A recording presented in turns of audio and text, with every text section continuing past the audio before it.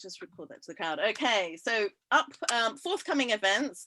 We've got on Sunday the 30th of May, we're looking at how Guyanese heritage kind of shapes the work people do. So we've got somebody called Dr. Jim Takradin, who's done a lot of activism in the UK amongst the Black community. I think pretty much not in London, but outside of London. So we just wanted to hear from voices outside of London. So we got Jim. We've also got his daughter, Jane Takradin, who's an artist, and she's going to be talking about her art practice. And then we've also got Dudley Charles, who'll be joining us from the States. And Dudley Charles is going to be focusing on his art practice, but in particular, art that draws from Guyana folk characters. So, you know, I don't know, Massacre Man or Water Mama, those kind of characters. So it should be really interesting. And then on Sunday, the 25th of June, we have a program called The Other Windrush, which comes off the back of a book that is going to be published and has been edited by Maria Del Pilar Caladine. And so we've got a wide variety of people who are going to be speaking, people like David Dabadine, Ellie Nilland, Mr. G, the actor Gordon Warnock, Nalini Mohabir. So we'll have quite a full program on the 27th. And then we decided to do something quite different for July. So for July 25th, we'll be doing or having a discussion on Guyanese entrepreneurs. We normally kind of stick to the humanities, so we just thought we'd do something a bit different so that people, I know there's a lot of people in the UK who are thinking about how do they actually, how difficult is it to have a business in Guyana? So we've decided to have Marc Dalgetty, who of course produces Dalgetty teas and gets most of his tea produce from Guyana.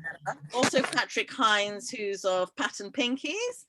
And then we'll also probably have Nisa and Will Walker, who most of you will be aware of in Oasis. I'm seeing Amina Ghafoor actually, and I'm thinking actually Amina as well may want to join that program. I don't know, but we're going to try and get a few entrepreneurs and just see who. Yeah, just reach out to a slightly different audience perhaps, and see how that goes. But meanwhile, let's move on to this program. I'm conscious that Honor Smith, who's very kindly agreed to chair this event for me, needs to leave at 3:30. So I don't want to harp on too long because we'll get delayed. But just to say, if you have any questions that arise during this conversation, please put your questions in the chat section, which you'll see pretty much in the middle of your screen at the bottom. And also, I'm just going to put all of you on, apart from the speakers, on mute. But when we get to the end at about 3:15, there'll be a Q&A session. So we'll be able to unmute then, and then you could maybe put your questions directly to the speakers. But without further ado, I just want to warmly welcome Honor Smith. And just to introduce Honor, Honor is Associate Director of the Center for the Study of Latin America and the Caribbean. I think it's called CERLAC, but so it is called CERLAC, yeah. An Associate Professor of Cultural and Artistic Practices for Environmental and Social Justice in the Faculty of Environmental Studies, York University, Toronto. Honor worked as an actress, teacher and director in Jamaica until 1991 and was artistic director of Sistren Theatre Collective. Money sits behind me here. Bear with me a second, I'm just going to put you all on, I noticed I forgot to put you all on mute. So maybe Rod, you can help me with that. Just go through and check who's. Mute all. Yeah, you could do that. You and apart from me, don't mute me.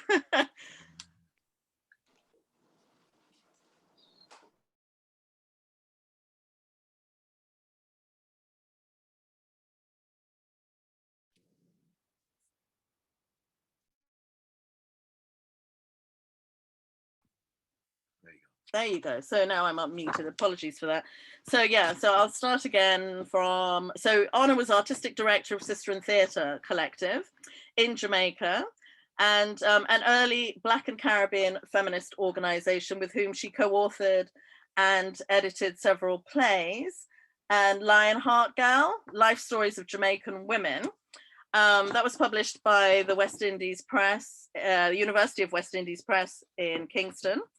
Her publications include numerous scholarly articles on Caribbean performance, 3 Jamaican plays, that's also by Issa Publications in Kingston, Jamaica, and My Mother's Last Dance, which is an anthology of poems that's available through the University of Toronto Press. I have to say, I was trying to get a sense, read a little bit on the background of this, and I noticed that Honor was also in this book. So if you wanted to read more on Caribbean theatre, this is a fantastic book that's been edited by Kenneth Ramchand. But Honor, I don't know, would you like me to read the introductions, or can I hand over to you and you'll introduce everyone? You're currently on mute, Honor, sorry.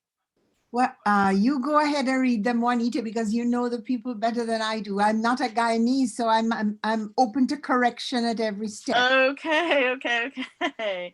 We'll do that. Oh, actually, I wanted Doris pinned. The spotlight. There we go. Here we go. So, I mean, Doris's career is very long, and honestly, I could have written a great deal. Rod has highlighted for me the bits he thinks are particularly pertinent. I think I'm gonna read what I did originally, and I'm sure that we'll have enough time for Doris to talk us through anything I've missed. But Doris was born in Guyana, where she gained recognition as a performance poet, storyteller, songwriter, and choreographer of her own scripts. Her first poem was published at the age of 9 in We Wisdom, an international magazine produced by Unity School of Christianity, USA. She has won several awards and prizes for her songs, short stories, and performance poetry, and has been aptly described as a brilliant cultural patriot. Doris's stories are rooted in the history, legend, and lore of the people who came to the Caribbean. Her stories are derived from the oral tradition. She has dramatized her songs and stories for international festivals, for example, in Guyana Carifesta, of course, in New York, Lincoln Center and the Billie Holiday Theatre, in London in Trafalgar Square and Covent Garden, and for museum events, Commonwealth Institute, British Natural History and Science Museums, as well as for the BBC Radio and various television programs. School children and students the world over have been given the opportunity to participate with her on television, radio, and stage, and in parks. Doris Harper-Wills featured in the Black Archives touring exhibition and has been described as a guiding light focused on teaching the history and culture of the Caribbean diaspora through her arts. I have to say, I just want to mention a few of the awards as well that Doris has been the recipient of. So, for example, the first prize at the Festival of Spoken English that was held at Avery Hill College, apologies, in 1968. The Guyana History and Arts Council Poetry Prize in 1963. The Short Story Prize in 1969. And she was declared the top teller 1997 by the Yukon Arts Council, who described her as the most memorable teller to have performed under our tents. And as I say, there's a lot more that could be said, but I'm just going to move now to introduce Henry Motu Mbe. He has been a veteran of the Caribbean theatre for 55 years. He trained in his practice at the Theatre Guild of Guyana, the University of the West Indies, Croydon College of Art and Design UK, as well as Rose Bruford College UK. His full and varied work career includes his full-time membership of the Guyana Theatre Company, Olawi. He was senior tutor at the Jamaican School of Drama, 3-time art in residence at the University of South Florida, and artistic director, Cayman National Cultural Foundation. And again, he's a recipient of several awards, including as a Cayman Cultural Pioneer. He's had the Order of Cayman, MBE for Outstanding Services to Culture and Heritage Development in the Cayman Islands. He's got a Doctor of Arts, honoris causa, University of the Cayman Islands, and of course the Lifetime Achievement Award as well for the Theatre Guild of Guyana. And last but by no means least, we're very grateful to have Godfrey Duncan, aka Tuup. And I'd just like to say that Tuup, Rod and I were like, what does Tuup mean? And he very kindly explained it meant the unorthodox, unprecedented preacher poet. So Tuup is an international storyteller, musician and poet who was born in London to Guyanese parents. Tuup became a professional storyteller in around 1981 when he joined forces with Ben Haggerty as part of the West London Storytelling Unit, which went on to become the internationally acclaimed Crick Crack Club, where he still performs today. An epic entertainer, Tuup has traveled the world extensively, captivating audiences across Europe, Asia, Africa, and the Americas. He has been described as truly an elder of the storytelling revival in Britain. His style is total improvisation, fabulous capacity for mimicry, and an ear for a wild story. His ear for a wild story is outstanding. So a very warm welcome to all of you, and thank you so much for willingly participating in Guyana Speaks. I think none of you actually have been familiar with Guyana Speaks before, so it's very brave of you to all agree. Well, Doris. Apart from Doris, yes, all agree to join. So I'm going to ask Doris to put her video back on so that you can all partake in a 30-minute discussion with Honor. And then the idea, I wasn't sure if anybody saw the email I sent out, but essentially, I wanted to allocate a 10-minute section to Doris to share some of her work. But also Henry has kindly agreed to either read directly. I think you were either going to get Marc or read directly, but anyway, Henry's going to share some of his story. And Tuup, I think as well, is going to take 5 minutes just to share his practice as well. So over to you, Honor, and thank you so much again.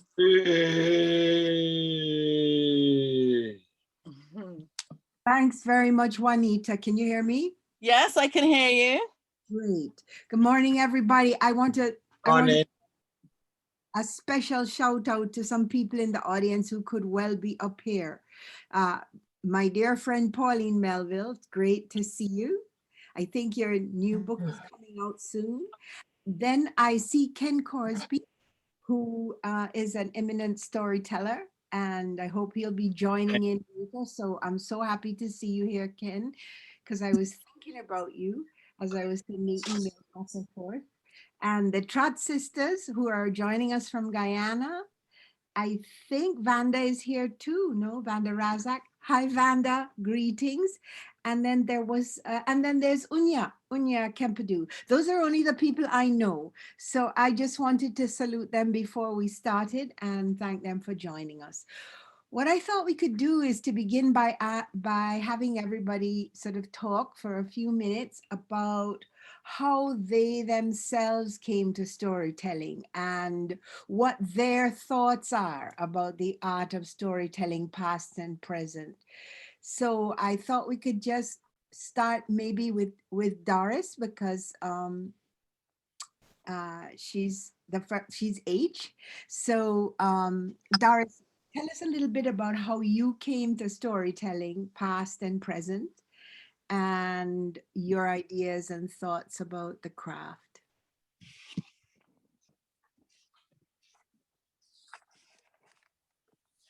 Is she there? Doris, I don't know what happened in Ireland, right? There you go. That's fine. Yeah, she come back. Hi. She back. Yeah. Sorry about that. I'm relying on my daughter. So Doris has asked Oh, you. Just say hello. Thank you. And hello, everybody. You would like to know how I started storytelling? Well, on Friday nights, my father used to let us perform in the sitting room, storytelling, music, and drama. And that's how it all started.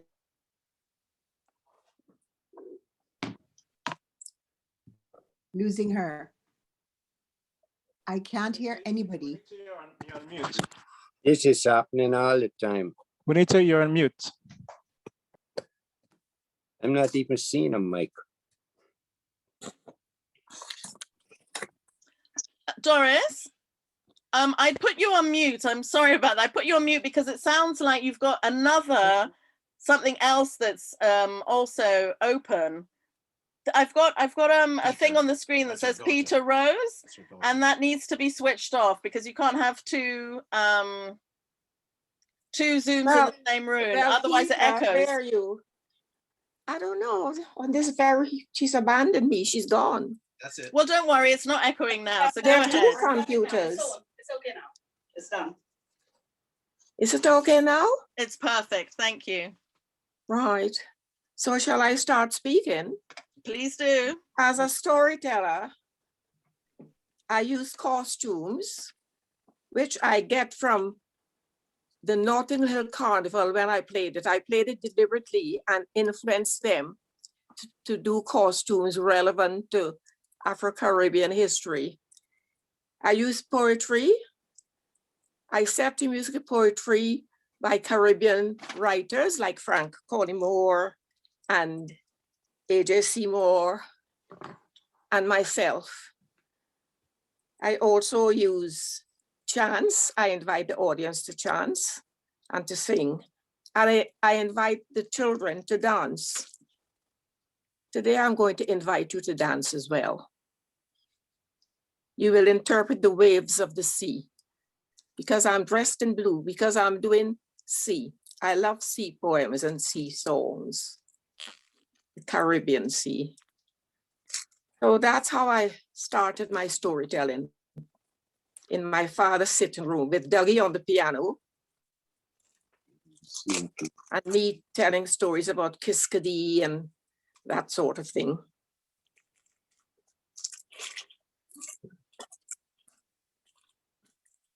Thanks, Doris. Let's hear a bit from Henry. How did you come to tell stories, Henry? I can't call myself a storyteller in the same sense that Ken, for example, or some other people can do it. My storytelling is probably limited to writing, painting, and communicating in the sense that, that I teach and I tell those kinds of stories.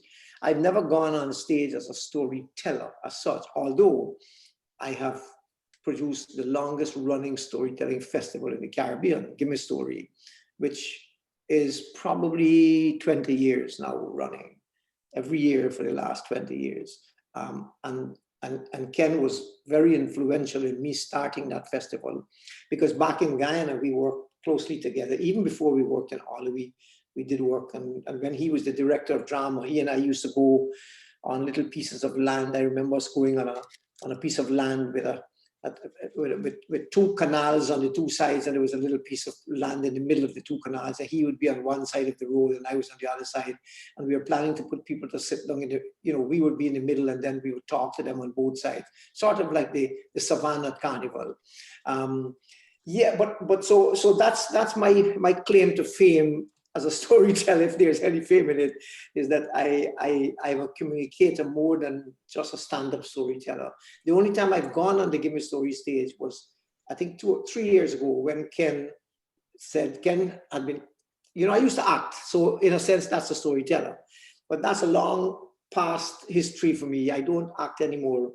But then Ken inveigled me and got me back on the stage with him to read one of Martin Carter's poem about 2 to 3 years ago at our Gimme Story Festival. So that's my thing. I was more an actor, and I worked, Ken and I, well, Ken would know this, he's listening, him and I and Marc, when we were in Olive, and of course, other people like Johnny Agard and Camo Williams and Eddie Hooper and Keith Wade, one and two times. They were all working in Olive. And so we toured around the region doing the work. Ken did it before with He1, then Marc with them too, and then I joined them. And then the only other bit that might be considered storytelling is when I was with the Rajkumari Singh had started a group in Guyana called something like Kuli Art Forms or something like that. And I guess because everybody looked at me and thought I was Indian, although in Jamaica they called me Mr. Chin. I joined Raj and we did some work together. And so in a way, that's my claim to storytelling. I'm not the stand-up storyteller like Ken is and Marc is. And I've been writing the piece that people will hear later on for quite a while now, but I just can't, because I work full-time and over full-time, my work day is very long at the foundation. I can't write as fast as I want to, because I don't have the people like Pauline and some of the people on the, on the show. I'm not I don't have the technique as good as they have it. So I'm struggling with this piece, but I think it'll be good. Henry, I'm going to ask you if you would just say something more about Them Two and All Are We for people who don't know it. Marc is in the audience and I hope he will be reading with you later. But yeah. Can you just tell people who maybe don't know what that was and say something about briefly, it? Yeah, briefly, it started with He1 with Ken. And if I recall Ken saying that he saw the great Caribbean actor, for me, the greatest Caribbean actor, I'm sorry, well, between him and Marc, but that's only my personal view, Slade Hopkinson, who did anything and everything. And I think Ken said he saw Slade in a performance, a one-man show, and he sort of, it clicked him, and he said, I will do this show, this one-man show. So he did a one-man show called He1. And then, of course, Marc was a brilliant actor. But again, when I saw Marc the very first time, I mean, it's like, I've never seen anything, and I'm not saying it because he's here, but he's just that single piece in a play called Tramping Man, when he was in prison and he held on to the jail bars and say, Tramp, Georgetown, Tramp. It's bled into my mind. And then Marc was around, he was performing at the time in Guyana, and Ken, I think he may have known Ken before. I don't know that backstory, but I know that they joined together and they formed Them Two.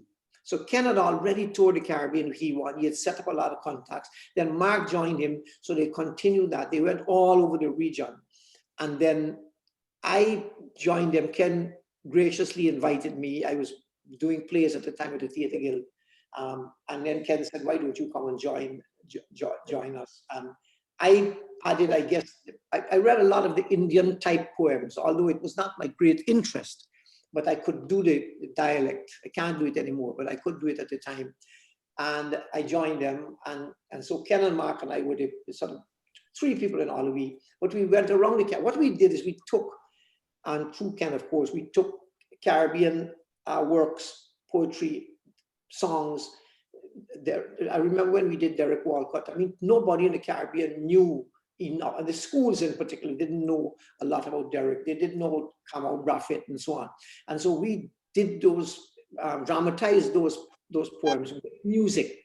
So long before it was very, it was the in thing to add music and so on to it. We did it with music, and we invited, there was steel pan in Guyana, we had tabla, all these sort of fusion, these instruments that fused into one thing. It was just one of, perhaps, if not the seminal, one of the seminal moments in my own career, and inspired me a whole lot to join. And thanks, of course, to Ken and to Marc. And so that's basically, I think it's still, the history of Olive needs to be written, and it needs to be probably, this is just, I'm giving you a little small bit, but the connections throughout the Caribbean, people like Christopher Lear that produced this in Trinidad, Doris doesn't see. ETT in Trinidad did, filmed us. We used to do what is called Play of the Month or something like that. I remember us going into a cemetery.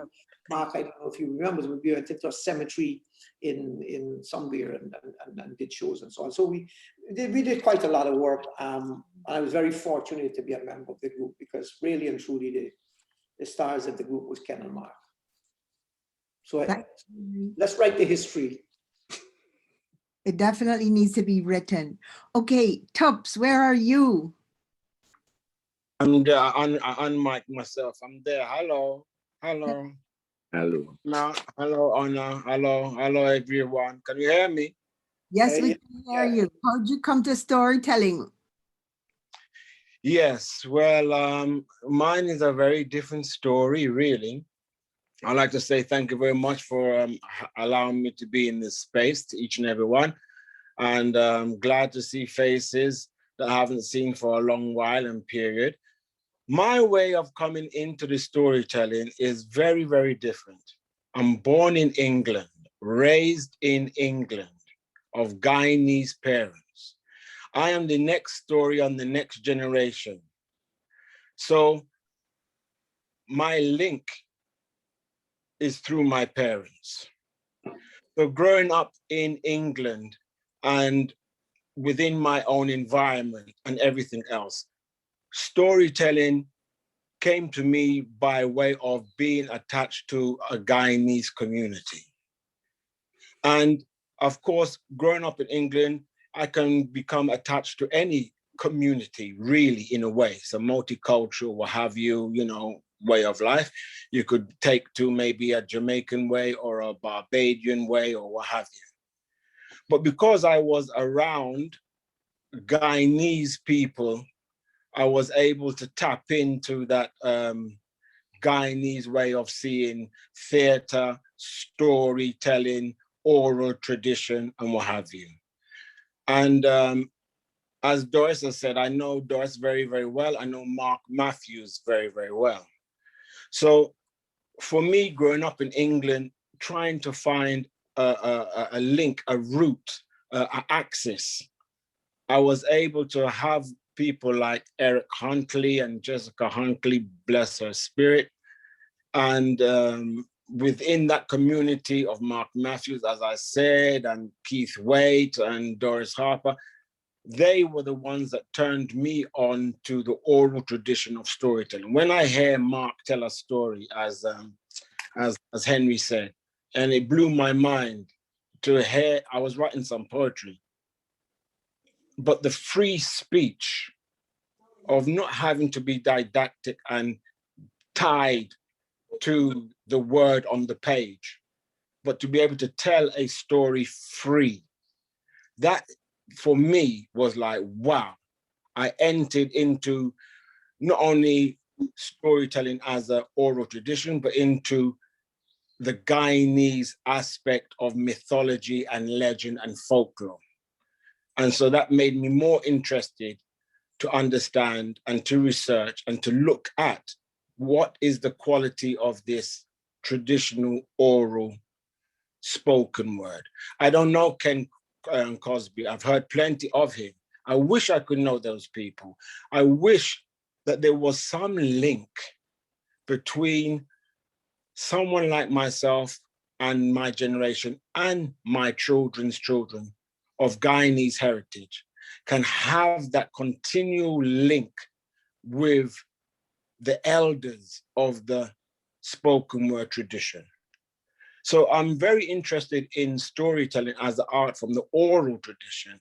I write some things, but I'm not really interested in the writing. I'm interested really in the spoken word, the way to tell a story and to convey all that you want to convey in an oral tradition, which really is the first and foremost tradition that takes us into writing. If we can't speak it, we can't write it. So let me speak it. So, and plus, may I just add, Marc and Doris gave me the pleasure to honor the tonality of Guyanese, the way they speak. the way they express. Like I said, I could have gone into a Jamaican because I'm born in England, so you get influence. So I could have gone that way. But to be in a Guyanese community and to hear how Guyanese people phrase words, and then to hear how the mythology not only looks at Africa, but it looks at the indigenous people of the rainforest. It looks at what they call buck people. I don't know if that's derogatory or not, but that is a broader sense of the mythology. It's a broad sense. It's African, it's South American, it's Indian, it's everything which is the story of a people. I don't know if I've said enough. I think I have. Thanks very much, Godfrey.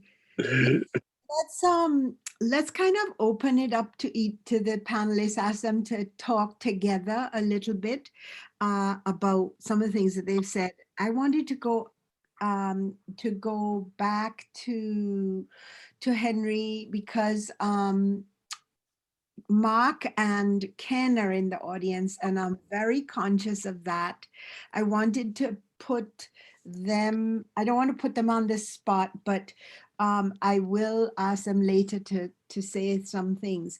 For me, I think of Olawi as really kind of a seminal moment because it was such a piece of theater that that really kind of talked about regionalism and made us throughout the region conscious of what the Caribbean could be.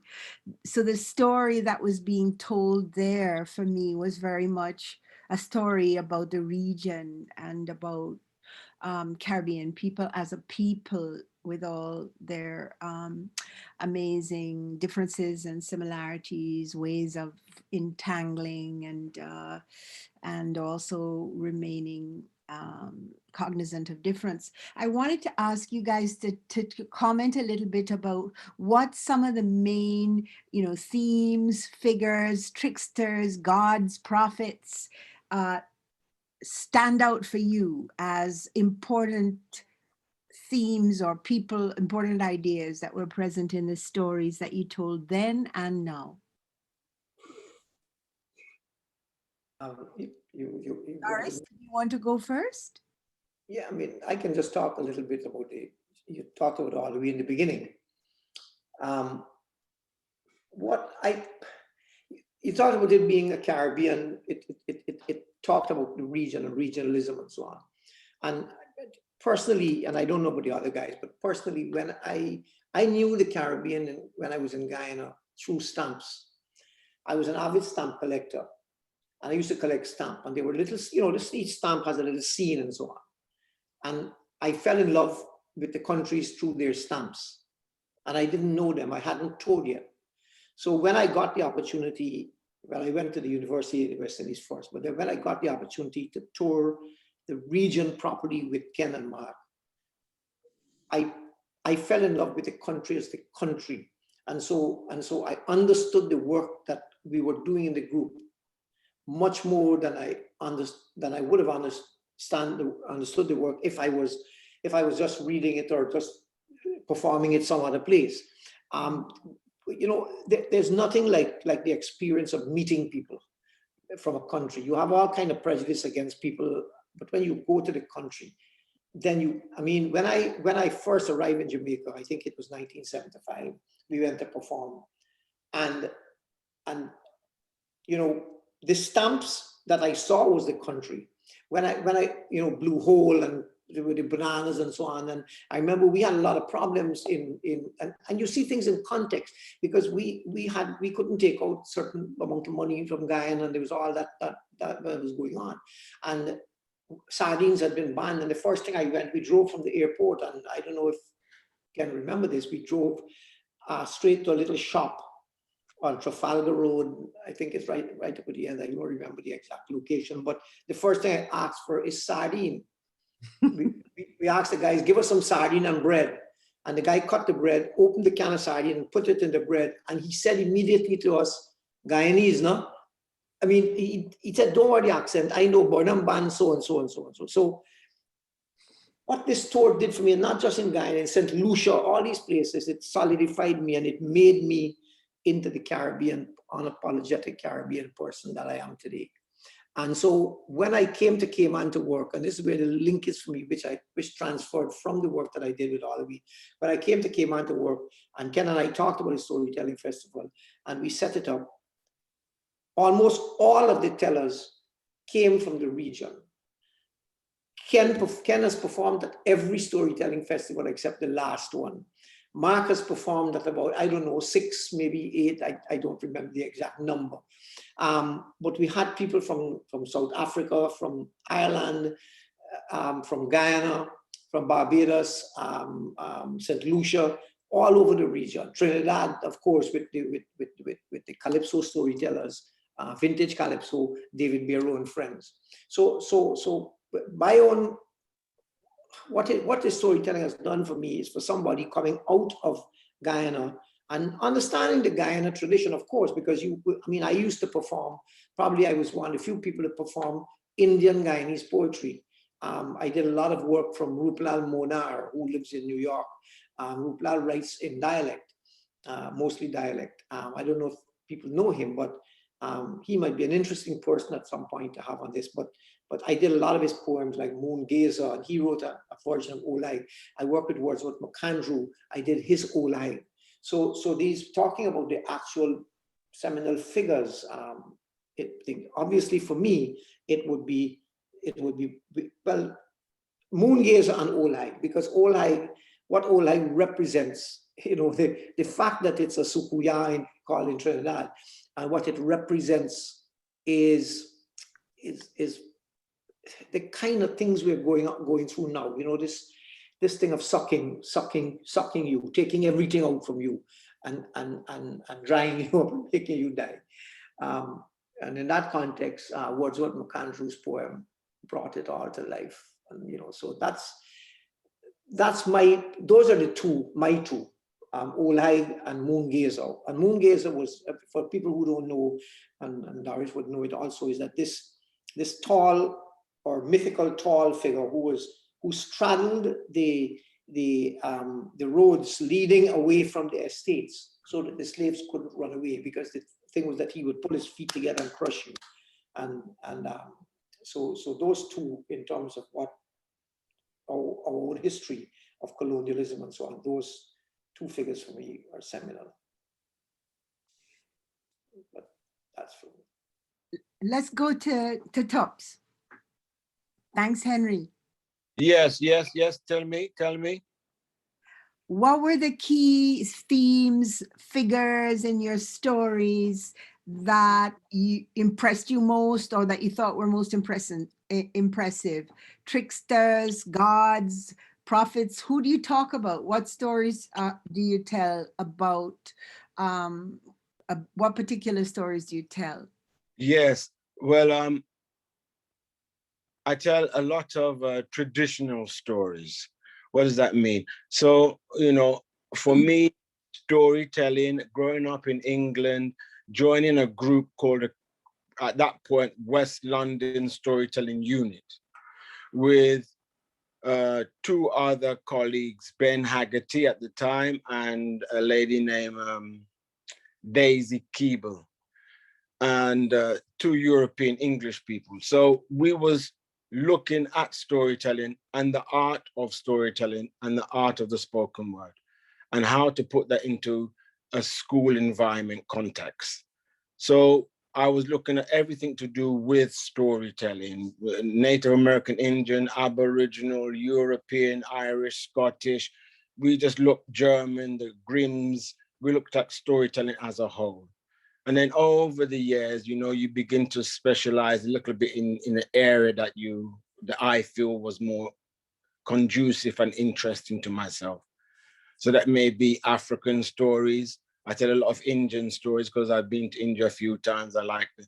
So African, Indian stories, and those early indigenous creation myths, how things come to be. So like I say, Aboriginal, Native American, Indian, and those traditional cultures. And then early on, when I was looking at storytelling and being influenced by the spoken word, as I mentioned earlier, Marc. So Marc turned me on to Carlton, because when I hear Marc tell this story about Carlton, a young boy, and his red bike, and it's his birthday, and what he's expecting, and it was all a dream. But when you get into the story, you don't realize it's a dream, because the boy have his adventures with Egbert, and you have his adventures, and by the end of it, you realize that this boy goes back into his bedroom, he puts his head on his pillow, and he's fast asleep. Until you hear the end of the story, you realize, oh, wow, it's all about a dream. So for myself being a student and following a teacher, let's say, put it in that way, with Mark Matthews and Doris Harper-Wills, it's some of their vision that I have in my vision. So they're hearing their stories that I retell. With Doris, Commonwealth Institute, I was doing, and I had a program with a dear sister of mine, Indian lady named Flora Davy. And we started a storytelling African, Caribbean, and Indian group called Tellers of Time. And I was doing music and African Caribbean stories. Flora was doing traditional Odissi Indian dance and the interpretation of stories through movement and dance. And that's where I met Doris. And I saw the work that Doris was doing with children, bringing in, schools would just come in and they would be all around the Commonwealth Institute, and Doris would just take them, with the old Mashromani kind of event, the Guyanese carnival with Jonkanu and what all the different names that you will have in those plays, those mamas plays. So I learned a lot from Doris and her perception of the storytelling tradition. So for myself, they are my teachers. Doris Harper-Wills, Marc Matthews. I wish Ken Corsbie and Henry as well were my teachers, but I did not have the grace to meet them and have that contact with them. Of course, I had, as I mentioned, Eric and Jessica. So they will introduce me to the songs and the writing and the literature and the books. And knowing that I was interested in the traditional aspect, the mythology and the legend aspect of culture, then they would turn me on to certain books. They would turn me on to the Jamaican Andrew Solkey and his books. And I would read the mythology side of not all that politics stuff, but the mythology. What's the legend? What's the folklore? What is the universal philosophical message behind what Jung and what Freud and all them and Fran Fanon, what they're talking about when we dream, when we are awake? Who do we think we are? Who would we like to be? How would we like people to treat us? How would we like to be treated? All is in the tradition of the spoken word, of the traditional story. And that's where I wanted to be. I wanted to be in that Guyanese tradition left over from Africa, kind of, that who boiling tea, who making the little concoction, who singing old time song that they forget, Congo High Nation, Congo make it Portuguese, all that I don't know, but I'm interested to know, and I want to know.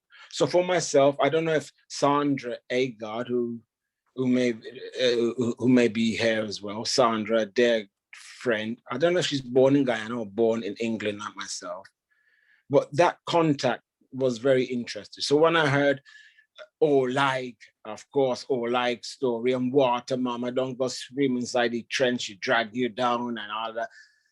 They are the motifs that I may refer to and go back to and retell every now and again in my storytelling. but my storytelling has broadened to not only Guyanese folklore, but to a universal sense of traditional themes and so this kind of thing, really. What's your favorite one, Tuups? What's your favorite figure, your favorite story? Do you have one?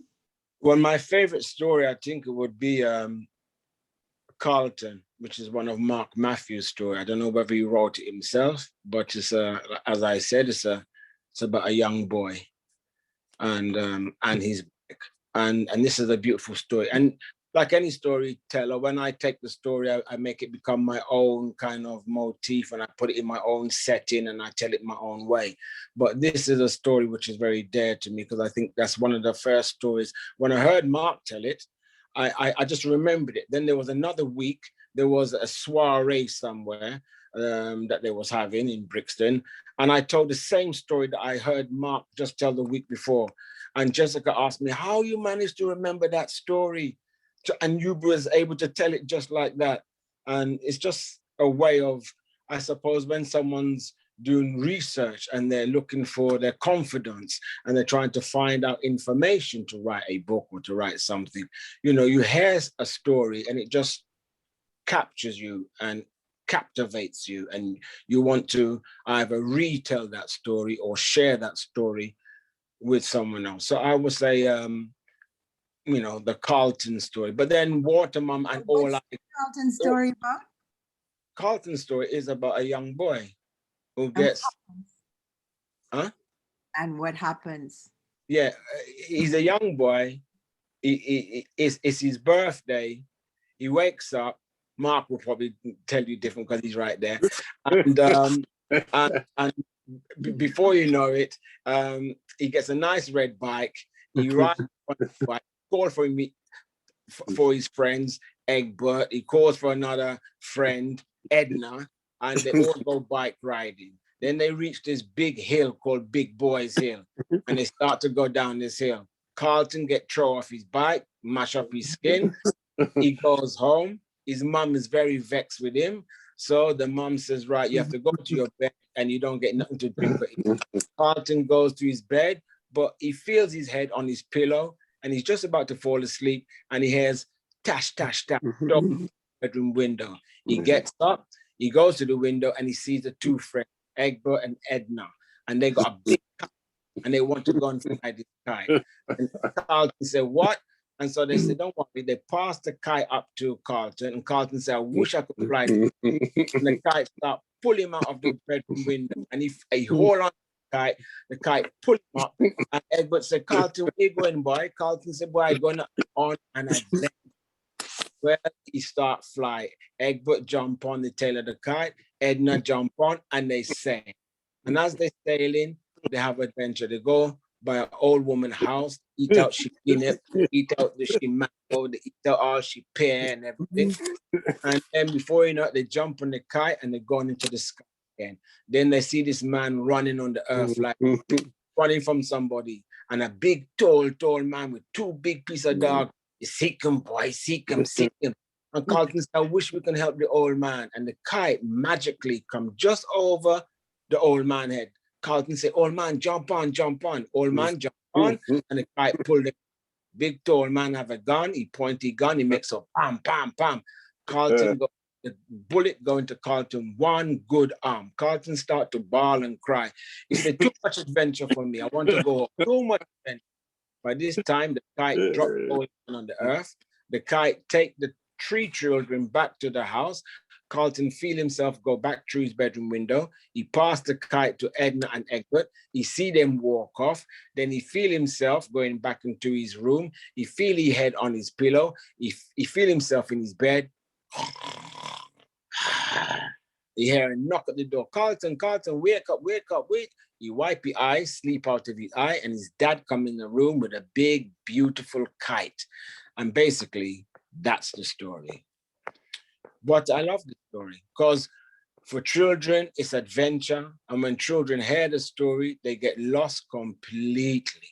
And it's just a beautiful story. And people like Marc and people like Doris, Harper-Wills, for me, in a tradition, they should be like, well, they are, of course, not they should be like the Louise Bennett, Guyanese country and people should really know them as a household name, as learned, and Ken Crosby, like I said, but I don't have that relationship with him as I have with Doris and Marc. But they are legends. They are true legends within a beautiful tradition. Absolutely. Doris, you're with us. Can you talk a little bit about your favorite stories, the characters you like best, the ones that you think are most meaningful? Well, I forgot to say that my storytelling bloomed when I became the Caribbean teacher at the Commonwealth Institute. I had to organize all the festivals, Festival of Lights, Chinese New Year, Christmas in the Caribbean, Carifesta, and so lots of storytelling went on there. But I always remember the Harlem Writers Guild. I was a member of the Harlem Writers Guild in New York in the 60s. I appeared on TV, Camera 2 with Rosa Guy, Paula Marshall, Lonnie Elder too, some of whom went on to Hollywood, you know, and they still have a great respect for me. They're all gone now. I'm going to be 90 in June next month. But all these friends are gone. You've heard of them, haven't you? Of course. Rosa Guy, Paula Marshall, Lonnie Elder, who wrote Sandra, and Maya Angelou, of course. But they made me fully aware that the role and responsibility of a Black storyteller, right?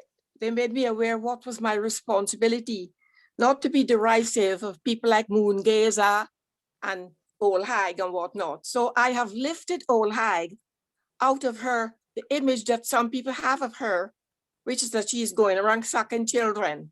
I've lifted her up into a woman who transcends her situation and encourages people to think that she's got a power to damage people, because as a Black woman in the slave days, she has been damaged. And that's where I'm coming from. That's where my stories are coming from. So the aim of my storytelling is not just music, song, and dance, right? I tell sad stories sweetly. I dress up in my costume. Where's my Mama DeLo costume? I've lost it. Oh, it's over there. Right. I encourage my daughter to use things like Mommy water, you know, and mermaids. But in the mermaid story, like in Little Red Fish, which I will tell later, hopefully, a part of it anyway, the story ends up in primary school. It ends up with a little boy who was a little red fish, seducing the girl into the sea. It's a French Caribbean story. And I don't tell the primary school children everything. But secondary, and the policeman at Farnham Castle International Briefing Center, where I did workshops once a month, and top executives from Europe, they love Little Red Fish. They like the idea of a man coming to woo a woman in the guise of a red fish, and he becomes a prince.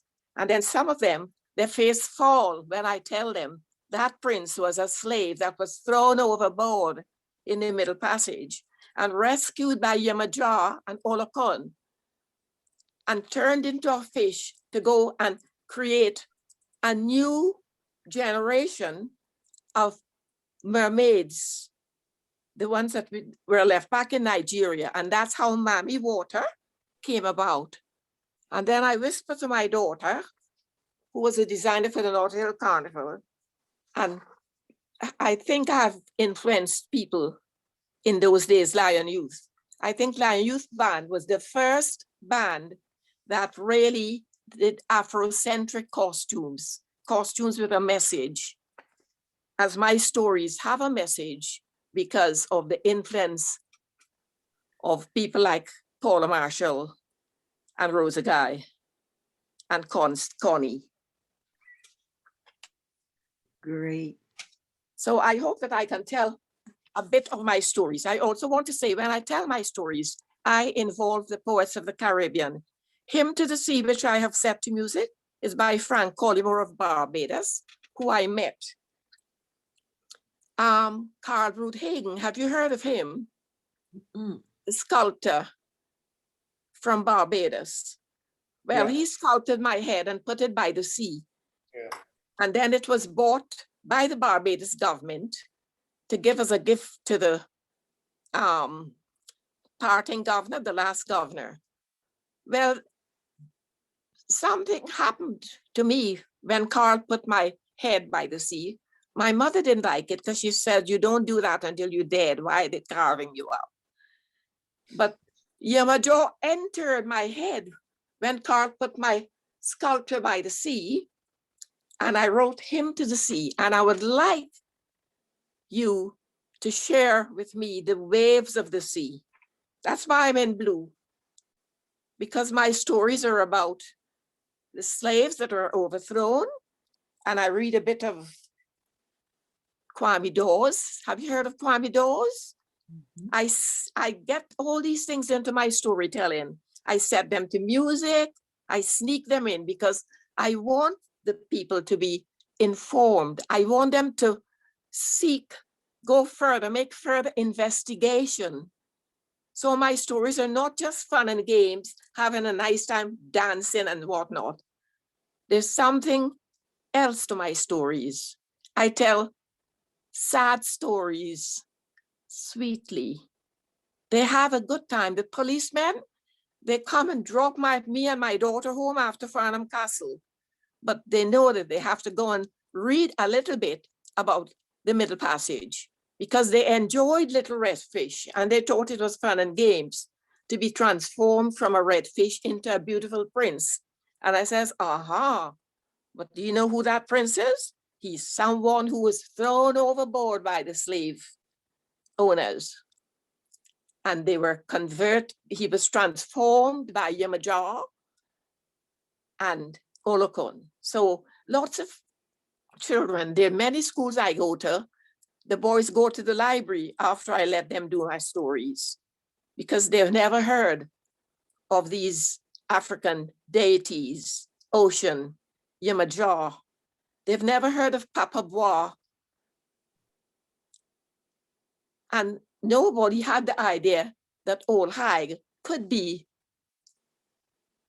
a Black woman, an African slave who encourages people to think that she could fly and that she could suck baby because that's what's happened to her in the night. They're exploited by these slavers, right? So she accepted power. She accepted power that she can fly. I would do it. If that's going to make me feel I've got one up over you, oh yes, you'll be afraid of me when you see me going down there. But Old Hag it really wasn't what we thought it was, right? And that's what the Harlem Writers Guild taught me, that Mami Water and Orihu, Water Mama, Orinoco and Emoendo, you've heard of them, the terrible story of Orinoco and Emoenda, royal lovers, or Okonarote, the boy who discovered Guyana. They are not in storybooks that I read when I was a child, hence the reason for my choices, right? So that's the sort of stories I tell. For Diwali, I tell the story of Ram and Sita, and I let children dramatize it. I compose the entrance music for the story of Ram and Sita. I'm qualified to do it because I was born and brought up in Wokenham, an island in Guyana that has many Indians. And my father was headmaster at Agricola, and we all celebrated Diwali and Pagwa. And that's why Beryl McBurney chose me to do the Indian dance, because I got it in my blood. I just got Jumbie in my blood, Kuli Jumbie. A true Guyanese has all these things inside of them. Isn't that so, Henry? Yeah, for sure. Yes. So that's why I was chosen with Gora Singh to perform Indian dance. It's Yeah. inside of me from the stories that I heard. I grew up in Walkenham, you know, with Jumbie Bird and all those things. And I hope today I can tell you a bit about Little Red Fish, which grown people enjoy, policemen from Bramsville College, top executives. I even got a proposal from somebody at the American base up because he enjoyed being a Little Red Fish so much. But some of them, their face fall when they realized that Little Red Fish was a slave thrown overboard and transformed by Umaja. So that is the way I tell my stories. Thank you very much, Doris. I want to, if it's okay, Juanita, I want to open it up a little bit. I want to hail up Joyce Trotman, who I didn't hail up before. I don't know if she's actually there. I see her name, but I don't see anybody there. Joyce wrote a book on Guyanese proverbs, and she's with us tonight. And I just got a text from Elisa to say that Doris is on the Zoom call. And Doris, can you tell us a little bit about your book on Guyanese proverbs and how that fits into storytelling? I know that's putting you on the spot, so if you don't feel up for No, it. it's all right, but I'm not sure. Are you hearing me? Perfectly. Oh, good then. Storytelling. What was in the top of your head? The proverbs, yes. Well, how shall I put it? There was a family there. I visited a house once and I saw a lot of books on the floor. And in the midst of that was a little book called The Proverbs of Guyana by Reverend Spears. And it was about 1,000 proverbs that he listed. I was only about 14. And I rescued the book because the people didn't even miss it. And I don't think that they realized how important it was. So in inverted commas, I rescued it. And my first attempt of writing for our school journal was to write about these proverbs in the vernacular, in the Creolese. And it was interesting because it was at the Bishop's High School, where the only accent you were hearing was the received pronunciation of the southeast of England, and Creolese was not acceptable into that sense. But then the only way in which I could present the book and the proverbs was in that. And then, and when we were growing up, we were not allowed to talk the Creolese. You couldn't let your peers, but you were hearing it in the playground, and when you went to the country, you heard it. And strangely enough, the first time I heard my mother talk Creolese, we were doing the school certificate and going up, and there was one girl in our class who was very tiny. And you wouldn't have believed that we were the same age. So when we were climbing the stairs, the constable looked at us and said, but she's so little, she doing senior Cambridge too. And we laughed because we knew that she was old enough as us. And it's only that she was small. I went home and told my mother, and without batting an eyelid, she said to me, "Isn't that age was from saying God making a big like real?" I said, "Hold it, slow down, please." And I have never been able to get an elegant translation. Isn't that age was swim saying God making a big like real? Can you? I'm not sure. It is the fact that because you're tiny, it doesn't mean that you're not old, I think. And then after a time, I kept the book and I looked at it. Somebody, I think it was Richard borrowed it from me because he was doing something in linguistics. And then I also used it. But then what came to the formation of that book was that as a young cousin, I was visiting in America. Whenever I said a proverb, she would run and write it down and said, "What does that mean? And what does that mean?" So I thought, well, I was retired. I had nothing to do and plenty time to do it in. Why don't I take the proverbs? And that is how the book came about. So I wrote the vernacular and then did the English translation and attempted a meaning. And then I tested it with my friends. I think Richard also had one. My friend who lived up in Old Boys Town, I tested them to make sure that the meaning that I had put to them were the valid ones. And then I thought I would just hand it to my cousin, her name Venice, and she could do what she liked with it. But I ran into my friend, Uncle Eric, Uncle Eric Huntley. He said, no, we have to publish this, we have to publish this. And that is how it was published. And now, if what has happened is that because a lot of our young people don't know how to pronounce the Creolese, you know, it's when it was saying that making a big like whale, one dirty bill dam. It's a different accent, it's a different language, it's a different structure. What one nephew made me do was read out the top line in the vernacular, so that if you pick it up, you can see what it is. So if you Google the Province of Guyana Explained, I did Province of Guyana Explained because there was an Englishman, Ridout, who did English Proverbs Explained. So I thought I would do Guyana, Province of Guyana Explained. And what I also did, what I love doing, was to find parallels with African proverbs too, and that's how it came about. Thanks, Joyce. I'm gonna bring in Marc and Ken here. Marc, I don't know how you kept quiet through all of that. Very easy.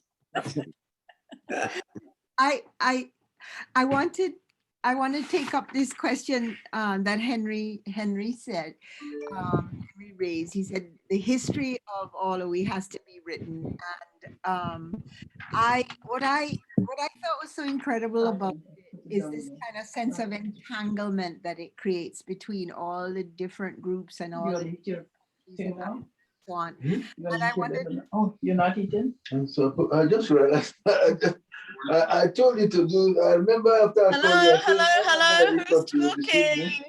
I'm just gonna mute you because So why did I tell you to do this? Hold on a second. Sorry. I just remember you brought it out. You need to tell your stories. Well, okay, I'm just gonna mute all because I can't see who it is. So I'm gonna mute all and then you can. Me or was it green stuff? The stuff came down. There you go.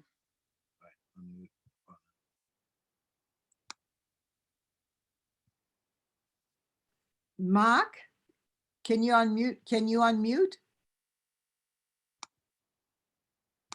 I can't hear. He needs to unmute. I'm just Okay, I have unmuted. I have got voice. You were saying. I was saying, I was asking you to add to what Henry had said about Olawi and them too, because he says he was saying there should be a book about it. And I was wondering what your memories of it were, and also whether you want to correct any of the things that Henry might have said. No, I won't do that. But it's a long way back. Like, you see, Ken and I, Ken really got way back. It's the 60s, 70s. I can't remember the year exactly, what year it was at the Commonwealth Institute, and it was a guy called Andre Proctor. We did Sultan and Tengar. Andre Proctor, Reds Pereira, and myself. And Ken got us together to present many will not know, and some will know of Sultan and Tengar, who were pork knockers. And we did that, so that was it. And story, you see, storytelling, I think, let me put it in a broad way. Storytelling, I know about the male end of storytelling. Chris Flair did a wonderful poem at 12 o'clock, after you come out at 12 o'clock. Like when we learn storytelling and then we think it's something so big and complicated. But when the boys come out of at 12 o'clock, you ever hear boys telling another boy how the picture go? And he move in, so and he drop a hand here and he badow. and you get in all the movements with it. So it's an inbred. I think every child knows to do that. And then when, oh boy, Corsbie, when it's become a long way, sometimes it's when we come a long way, because it's just sometimes, well, okay. With accents and things, I don't know how I get there, but with accents and things, I think somebody, Tuup was mentioning it, with accents and things, like Tuup in a way. As Ken often says, I learned my Caribbean to imitate or approximate Caribbean accents in London, in Notting Hill Gate. That is where I met the Caribbean. That is where I could say I became aware of being of both the Amazon and the Caribbean, because you meet people from there intimately. You meet people from there, and you hear their accents, and you hear their stories, and I can't say anything more on Henry. I agree with Henry. Tuup is a marvelous storyteller and wonderful because he's also a percussionist, you know, and it's very exciting to see him work. Doris, of course, we know, worked with Doris. And, but let me stop there, you know, and just say, Henry and I might do something, I don't know. But that's about, I don't, everybody said what it is, and I don't want to add any more to that. It's like, one thing I would say, listening to people, is I was very fortunate that my father was a great mimic, and he tells stories about his Syrian friends. And I was very fortunate that though what we call standard English was taught in the house, my mother could be sitting on the veranda and I'd be downstairs, because I grew up in country, as a country boy, basically. I grew up in country, and I can deal with them by and we talking because we playing ball and them things. So we tell, but nobody corrected me. Nobody said that's from my parents. My parents didn't say, no, that's proper English, or don't speak like that. And without anything, you go up in the house and you speak standard, or you speak as the middle class speak. And, but I was never corrected. When I was with the boys in the school, down in the yard and playing a damn thing, I talking like them because they saw that they talk.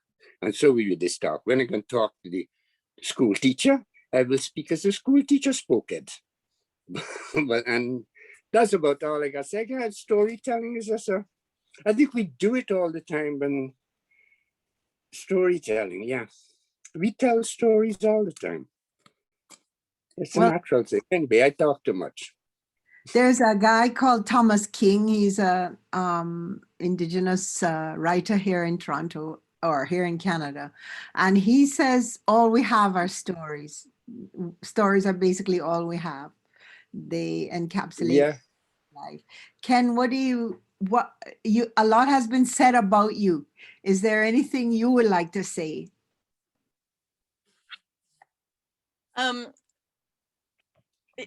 Oh, that's Ken. Oh, yes. Sorry, I'm just, I just wanted to, before Ken says anything, Honor, I just wanted to check with you. How are you doing for time? I have to leave shortly.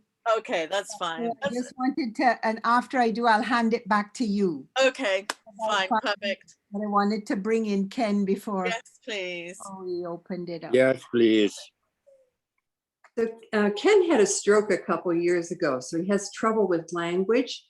So I'll help him with some of the answers. I know one of the really interesting things has been to hear everybody's reflection about the He One Dem Two All a We, and to see faces of people that Ken hasn't seen for so many years. I think following on what Marc was saying, and in traveling with Ken throughout the Caribbean over the years, one of the most striking things to me is when we would be in Grenada or Barbados or Dominica, somebody would come up and say, use Mark Matthews? And of course, Ken would say, yes. Yes. And then proceed to talk about an instance where they performed maybe 40 years ago, and remember a particular line of poetry or story that they told that long ago, and it had that much of an impression on that individual. so that they could remember it all that long period of time. But it was because they were, for the first time, legitimating patois or Creolese in a school setting, that it had that power on, I think, people in that context. Yeah. Do you want to say anything else? That's it, man. Good. Yeah. True that. That was so. Yes. Honor, I'm wondering as well, maybe we could bring in Pauline Melville, because Yeah. Yeah, so Pauline, I'll ask you a boring question. What's the relationship between orality, storytelling, and writing? How does it afflict your writing? How do you move between performance of the oral, and writing? Can't hear. You're on mute, Pauline. All right, got you on mute. Okay, All right, you're all right. you hear me? have- Sorry, Anna, could you tell me the question again? Yeah, we've talked a lot about storytelling and spoken word and the immediacy of that, and the ways in which that can work to comment on community and identity and mobilize people to be aware of their history and legacy. I was thinking about your work and how you use, how you draw on traditional figures from stories and I guess traditional narratives from Guyana. And I was just wondering what your thoughts were on the relationship between writing and orality in your work. Oh my God. I don't know. I don't know. I mean, I just really write what comes into my head. But you know, everything gets fed in from somewhere, you know. And I was just saying to somebody the other day that it's I don't know where all these things come from, but I know that it's surprising sometimes. If you get a writer like Gabriel Garcia Marquez, who is a wonderful writer, and who said that he first started to write because he read Kafka, somebody from Eastern Europe. It wasn't from Colombia at all. And although he uses his own Colombian background, or I use my background from Guyana, from London, also I've been influenced by Marc Matthews or people that I've heard. You know, I don't really know how I write, frankly. What's your favorite story of all time? Do you have one? No, there's too many. You know, from where, you know? I mean, tell us one you like. I'll tell. All right, I'll tell you a story. That I was in Rupununi and I was working on a dictionary of the Wapchan language. That's how people call it Wapishana. People in Rupununi call it Wapchan. And I was working on that with a cousin, and I went to talk to, there was an old man, and he said to me, do you know how Georgetown was founded? And I said, well, yes, you know, it was slavery and then indentured labor. And he said, no, that is not true. He said, there were two brothers, and they were watching a crane fishing, as a bird fishing. And they didn't know how he got so much fish. And so they turned themselves into fish, went underwater, and they saw that he had a fish hook, this bird, and he was catching many fish. And they didn't know where he got the fish. So they followed him downriver, all the way down to Georgetown. And they discovered that there was a little shop there that sold fish hooks, and that's where he got the fish hook. And it was in the shop And it was because of the shop that Georgetown was founded. And this man was convinced that this was the true history of the founding of Georgetown. And you know, when people don't read and write, they don't make any distinction between myth and history. It's only when people write that they put history. Before that, it's all story. But then I realized, you know, Amerindians didn't have metal until Europeans arrived. So this story was really showing how people got, how metal arrived, you know, which is a fish hook. And then they went and they got a shop and they had to spend money. And that was another thing to do with, you know, Amerindians were used to trading by just giving each other stuff and not by buying things in a shop. So gradually this story that this old man told me, it was very embarrassing actually, because I called him a Wapishana word for grandfather. And then it turned out he was like, you know, he was younger than I was. So, but I mean, those are sorts of stories that I remember. But then I'll remember something from Tolstoy as well. You know, it's all jumbled up. A bit of this and a bit of that. That's how newness enters the world. Well, I'm going to leave you. This was wonderful. I hope you can go on. I'm sorry, I'm going to miss Henry's and Marc's reading. Should we go to that next?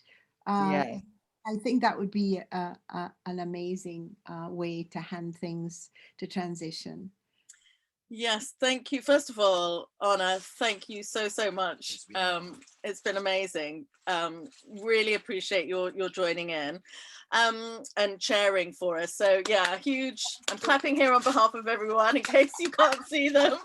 But yeah, I learned so much. And I'm going to be thinking about this and thinking of how we can build on this. We definitely need to do some more around. Absolutely. I mean, I feel like we've just scratched a tiny bit and we definitely would love to do a part 2, 3, 4.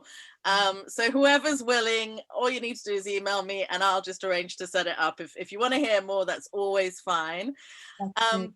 So thank you to you. And then, but yes, I agree with you. It'd be perfect if we could go first to Henry. I don't know, Henry and Marc, who's going to read your piece? Tuup, I don't know if you had anything else you wanted to share in terms of your storytelling practice. And then I'd like to end with Doris, because Doris actually sent me lots of wonderful clips of herself performing different things. So I'd just like to share a few minutes from each of them so that you can hear that. So yeah, over to you, Henry. You need to unmute if you can, please. Unmute. Henry, unmute. He's still trying to unmute. Is there a red button, right. Henry? There you go. Just quickly to set this in context. I grew up on the street in Old Boys Town. I had no father. He had left when my mother was, I don't know, 5 months pregnant. He went in 1948, I think, in one of those first Windrush ships to England. And so nobody ever corrected me except when I went to school. And even then, I don't remember them correcting me. I remember them, you have to write the right context. And there was the quick story where I wrote an essay one time and the teacher gave me 99 and I went and said, what did you take off the 1 for? And she said, you have a sentence which say, the boy opened the pipe. You can't open a pipe, you open a tap. Nobody ever said, nobody ever called it a tap. You open the damn pipe, you don't open a tap. I grew up speaking dialect. And even now, I think in dialect. I cannot have a conversation with, like how I'm doing now, doing straight English, unless it's like a different language when I speak straight English. I can do it, but it's a different language. I think in dialect and then have to immediately translate it. I talk to all my friends in dialect, I write in dialect. So I've lived this, what I'm writing about. And this story it's just extracted from a book that I'm working on. It's essentially about people who cannot return home. Once you leave your home, your original home, you can only return in the still photographs that you have in your head and the stories that you hear about it. But wherever you try to go back to that home physically, people recognize you immediately as someone that you have lost that much. What you call it? When the tribe recognizes you, you've left too long, and you start to imbibe other things from other countries, and then you come to almost love the other countries, and you feel guilty for the fact that you've lived away so long. And so what you do is you scramble all the time to try to retain your own self. This story is about the fact that, not the story, but the book is about you can't return home back. I'm sure that people will have their own views about that, but that's mine. Anyway, so in this piece, which Marc will read most of it, and I will do a few parts, 2 parts. So Walter, who is the lead character in the book, has just arrived back home after more than 20 years living in America, right? So he has been picked up from the airport by his sister Betty and her husband Raj, and is being driven to his mother's house. Betty and Raj have been married for a long time, and though they love each other, bickering is a hallmark of the relationship. As they are driving, the car's path is crossed by a motorcyclist. Trying to prevent hitting the cyclist, Raj swerves and lands in a huge pothole. This is set in All Boys Town, and a stranger comes to their rescue. So I'll start with the narrator. As the day lightened, the road became busier and more noisy. Pedestrians, dray carts, donkey carts, push carts, cyclists, motorcyclists, and stray dogs made navigating a nightmare. The car snaked forward, lugging a thick black plume of exhaust smoke that thinned in the open air and renewed its volume with every press of Raj's foot on the gas. Pedestrians walking ahead of the car noticed the smoke and scampered down the slope of the parapets on both sides of the road. As the car labored past, a man shouted, fucking buy a bike. I sell your mother mangy cat and buy a dog. Walter. There's Betty. Hey, Betty. Walter, you see what we got to live with in this place? I could understand if the animals don't obey the law, but watch them walking and riding, don't care, in the middle of the road like if they own it. And you think anybody could make mistake and tell you any one of them anything? You won't be so mad. They would abuse you, stink. Watch.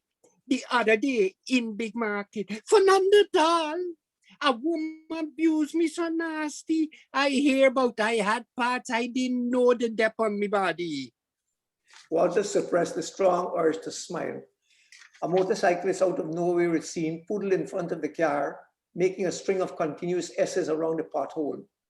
His front wheel caught the edge of a large pothole. He lost control of the bike and somersaulted over the handlebar, landing splat on the road in front of the car. Walter slammed hard on the brakes. Betty panicked. Jesus Christ, he dead! The car swerved and screeched, spun a full turn and landed bad-ups in a large crater. The sudden drop jerked Betty off her seat, causing her to hit her head against the ceiling of the car. She began a long diatribe against the present government for not fixing the roads and against the last government for leaving the roads for the present government to fix. The motorcyclist got up, brushed himself off, cranked his bike to life and poodled off with a nonchalant wave. Betty abused him in absentia for trying to kill them. Raj attempted to gently ease the car out of the hole. The engine kept cutting out every time he accelerated. He looked at Walter and tried to add levity to the situation. That's Raj. Hey, Walter, you see the size of this crater body? It's deeper than Bundari Bati hole. No wonder we can't get out. But it's why you have to expose your common nasty mind all over the place, eh? You could have said the whole big. Why Bundari Bati hole have to commentate? You know how big the man BT hole is? Not tell me, Raj. I'm waiting for hear how big Bundari BT hole is. I want to hear what you know about Bundari BT hole. You ever see it? You ever measure it? Look, y'all, don't harm about me Raj here today, yeah? Walter, come out, buddy. It looks like we can have to get somebody to help you push you out. You come out to girl. So the two of we must come out and you can just sit down there behind the wheel and give orders like King Radram? Yes, now get up out and kiss me ass car and help your brother push. All around them, life continued as though nothing had happened. No one, it seemed, except a stray dog was concerned about their plight. The rice eater trotted to the edge of the hole, sniffed around, and was about to lift his back leg to pee when Rad shouted, "Bypass people hour. Bust a sprint before bust a lash of your mangy ras." Hey, look at man coming. We're gonna ask you to help to give you a pound. What me, buddy? You ain't see? How it happen? How you mean how it happened? You ain't see a big fire ass hole in the middle of the road and a car sitting in it? How you think it happened? Like you getting vexed with me, boy? I only ask a simple question, buddy. It's too simple. Cool down, buddy. Cool, take it easy. I ain't really mean for say what happened, like if I ain't know what happened. I mean for ask what happened to make it happen that you can't fall in the hole. Hey, what like he's a joke, man, boy. A damn jackass zagging motorbike right in front of me, like if you're on the road and if you see ask you anything? Eh? Yeah, man. I was telling you. I driving good when all of a sudden this jackass come out of nowhere like a zombie, pulling the yama in front of the car. All I hear is this one here bawling out, "Look out!" I drop foot hard on the brakes and I only hear screech. When I look up, I see a man with a helmet on looking like a spaceman sailing over the handlebar. Next thing I know, products. We and the car drop in the middle of the hole, and that was Give me a pound for push you out now. A pound? Vanda, take me advice. It's a waste of time and energy trying to push this whole thing out. Hold on. Now you mean old thing. This car got on 4 new tires. Well, take off the tires and left them rightly. They put it on councilman comfort. The phone is right over there, so. They won't have to fetch it far. But wait. You come here for tax content aggravate me more than I aggravate already, and you can give me a hand to push this thing out. You see what I mean? You and I calling your car interacting. Look, belong your asshole wheel, yeah? We can just push it out ourselves. It's all right, buddy. What you getting so vexed for? It's only joke, man, making. I can give you a hand. What you say your name is again? My name Raj, and this is Walter, my body-in-law, and this is my sister. This is his sister. His sister? What you mean his sister? Put hand low on your name. Sorry, his sister, my wife. And what your name, buddy? Them just call me pork. All right, let me go. Raj, you stay on the wheel. Walter, me and you can tackle shit by the back. Careful there, Pope. This boy never tackle nothing from the back. He go till up in America, he tackle nothing from the front. What's that from the back? Raj, stop it. And get your mind out the gutter. All right, Walter. Seeing as how you can't shove from the back, take the side door and let a man with experience show you. Miss Lady, you come by this side here and push car. Say Betty, push car and dirty up me good Corpulani frock. I only buy yesterday to go to the airport to pick up my brother. Oh, you must be mad. Just go up on the grass carpet over there and stand up there till we call you. All right, are you ready? Ready and steady. Ignition, Raj, ignition. Nice. Pouring with precision. Get your little gas. No, not so much. Nah, not so much. The exhaust spitting too much smoke. One dirty ease and press. Don't flood shit. You easing too much. Little more pressure. Ease and press. Things up, then she bite in the edge. Quick. Pull up on the handbrake before she roll back on me. The handbrakes ain't working. The handbrake ain't working because your ear's too damn hard. If you did fix it when I did tell you fix it, it would be working now. Shoulder, Walter. Put more shoulder in your push. Raj, keep your foot on the foot brake, okay. No, gas, press, good, good. More shoulder water, Jesus, man. Put some sada roti and dal in it. Man, chunky, you push garlic, Jira. We got to keep rolling, ship and rolling back from we Raj. We got to chuck. Walter, watch down here, watch me foot. Chuck your right foot like how you see I got mine and brace hard. Yes, Raj, press on these. So what you think of doing? Sitting here playing with myself? No, hit all you got. Press down hard. Keep your press in. Shoulder, Walter. Your darling walking by. Put some ginger in it. Dal is all I got, man. Roger, right this by look like he never pushed from this side before. Tired already? Same thing I did tell you. Why did you don't push all your ass? We be nearly there. Full axe, Raj. Full axe. It's about time. 3 big strapping men like all you and all your takes so long to push a little car out the hole. Oh, Dad. Oh God, Dad. I never pushed so hard in my life yet. Wait. Till you get beneath and chance to push from the back. Then you're gonna know how hard it is. Rajbai, the pushing nearly give me goodie. But let me check, see if my stone's there in the same place. Turn your face, Miss Lady. Yes. Everything cattle it down there. Well, thank you, buddy. The pushing. Raj, thank you. Oh, thank you, buddy. Yeah. Thank you, buddy. The pushing was some hard work, you know. Look at your brother-in-law. He want about 10 buckets of dal for bringing it back. I only want 2-3 Guinness stout. Yeah, thank you, Pope. One of these days I might be able to do back the favor for you. What you talking about, favor? It's Guinness I want, by. Yeah. Stout good for you back. Thanks again. We can catch up some other time. Oh, you mean you can bust me off with nothing but me too long hand? This isn't a long time, you know. A poor man can't do this kind of hard work for thanks.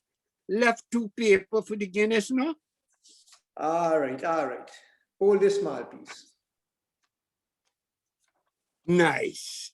This can just do for Guinness, 2 tennis roll and cheese.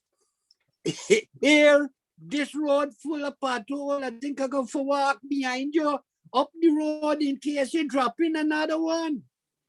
It's all right. We ain't gonna drop in no more hole. And don't forget that next time this car drop in hole, left it for the furnace men people to pick up. Agard, yeah? Come, Walter. Come in the car and let me go along. Raj, drive and watch where you're going this time. My head's still hot in me. Raj drove on. So that's just a piece, short piece from the thing. It was long. Thank you, guys. I mean, I have on behalf of everyone. I forgot. Thank you.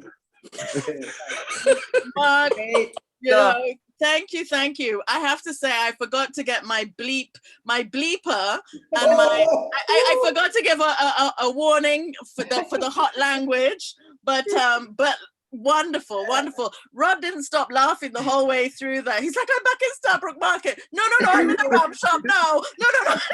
You can't write about all my stuff. Seriously, you have to write dialect and write about the rivalry of a particular place. The Tenements Yard, I wish I lived in many in Alboystown. They were place of rivalry. So it's difficult, although I could edit out some of it, of course. Yeah. No, you can't edit it out. Edit it out. I think everybody was transported. The hardest thing is to read that and not laugh. I'm telling you, I was very impressed, Marc. Oh my, and read the Dizom, man. I like the Do you know the title of the work now anyway is called Dizom, which of course we know that is it. And it was Marc, you remember, Marc and I were walking, I was in Guyana and I had gone back for a little while. And Marc and I were walking up Lionheart Street and we spotted Martin and we ran up to him and said, Martin, and he said, what are you doing now? And so I said, well, I'm working, and this is how long ago it was. I said, I'm working on a book now and so on. and I said something, and I said, there is on. And somebody said, yeah, there is on. And Martin said, that's it, there is on. Yeah, you remind me. Well, listen, we because the time is coming up to 4. To Doris, right? I know we got to move up, and we've definitely got to get to Doris. I know. I think Ken has got a question, so I might go to Ken. But before I go to Ken, just a couple of things I wanted to share with everyone before I forget. First of all, I just wanted to say that the University of Guyana, in case anybody doesn't know, now offers a full course called Exploring Guyanese Creole. So just if anyone is interested, that's something that Charlene Wilkinson very kindly mentioned to me. The other thing I wanted to say is that Guyana Speaks normally used to take place before lockdown at the Classic in Tooting back. And unfortunately, because of lockdown conditions and the financial pressures, the Classic is now closing. So we're very sorry to hear about that, and just wanted to formally thank Tafawa for being the home to so many Guyanese in London. He's held so many fantastic events there, and he's been very kind, in particular to us at Guyana Speaks. So we just wanted to say thank you to him, and if there's anything we can do in future to support him, please let's all reach out and do that. And then the other thing is I just wanted to mention about the Diaspora Foundation. Rod and I got an email from Peter Ramraker, and he just informed us, he said that if we don't already know, he just wanted to share that the Diaspora Foundation UK was formally founded on 14th April 2020. So this is the Guyana Diaspora Foundation. He was elected chairperson, and Dr. Helena Ann Mitchell is vice chairperson. Miss Indrani Sukdio is corporate secretary, and there are basically a number of executive portfolio holders, including Colin Babb, Carl Brown Adams, I think that says, Lynette Phillips, Annette Sandiford, and several others. And he's just asked, he says, one of the things they want to find out whether there are any local ethnic radio stations, Guyanese or Caribbean in the UK, and also what are the top themes and issues from the Guyanese diaspora in the UK that you feel are affecting us. So if anybody has any suggestions, they can email, you can email us at Guyana Speaks, or you can, and we'll pass it on to Peter Ramraker. Yeah, I think that's all I wanted to say for now, but I also just want to move on as quickly as possible now to Doris, because we're coming up to 4. I'm guessing this will take us come put it on for me. I'm on now.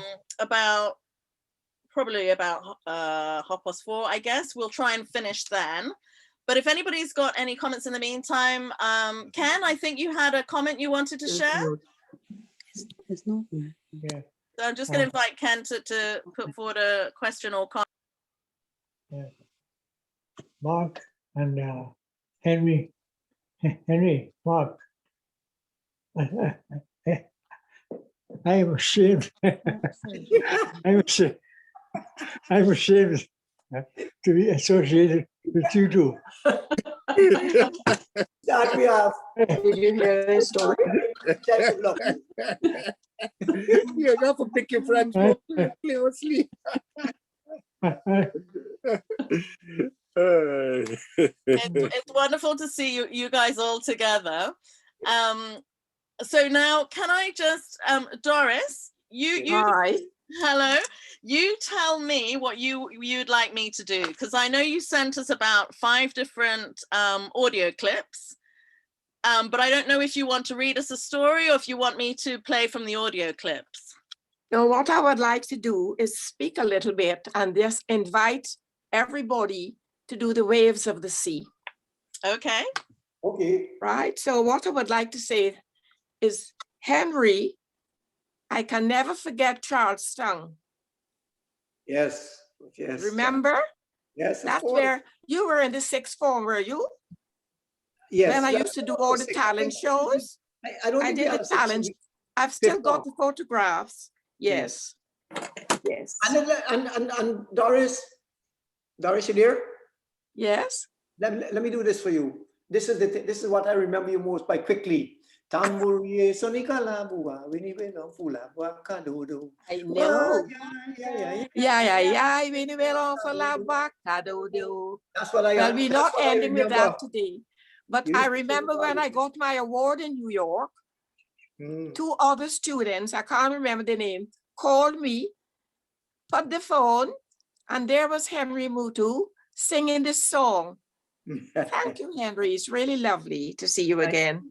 Thank you. Right. I really do enjoy listening to you and Marc.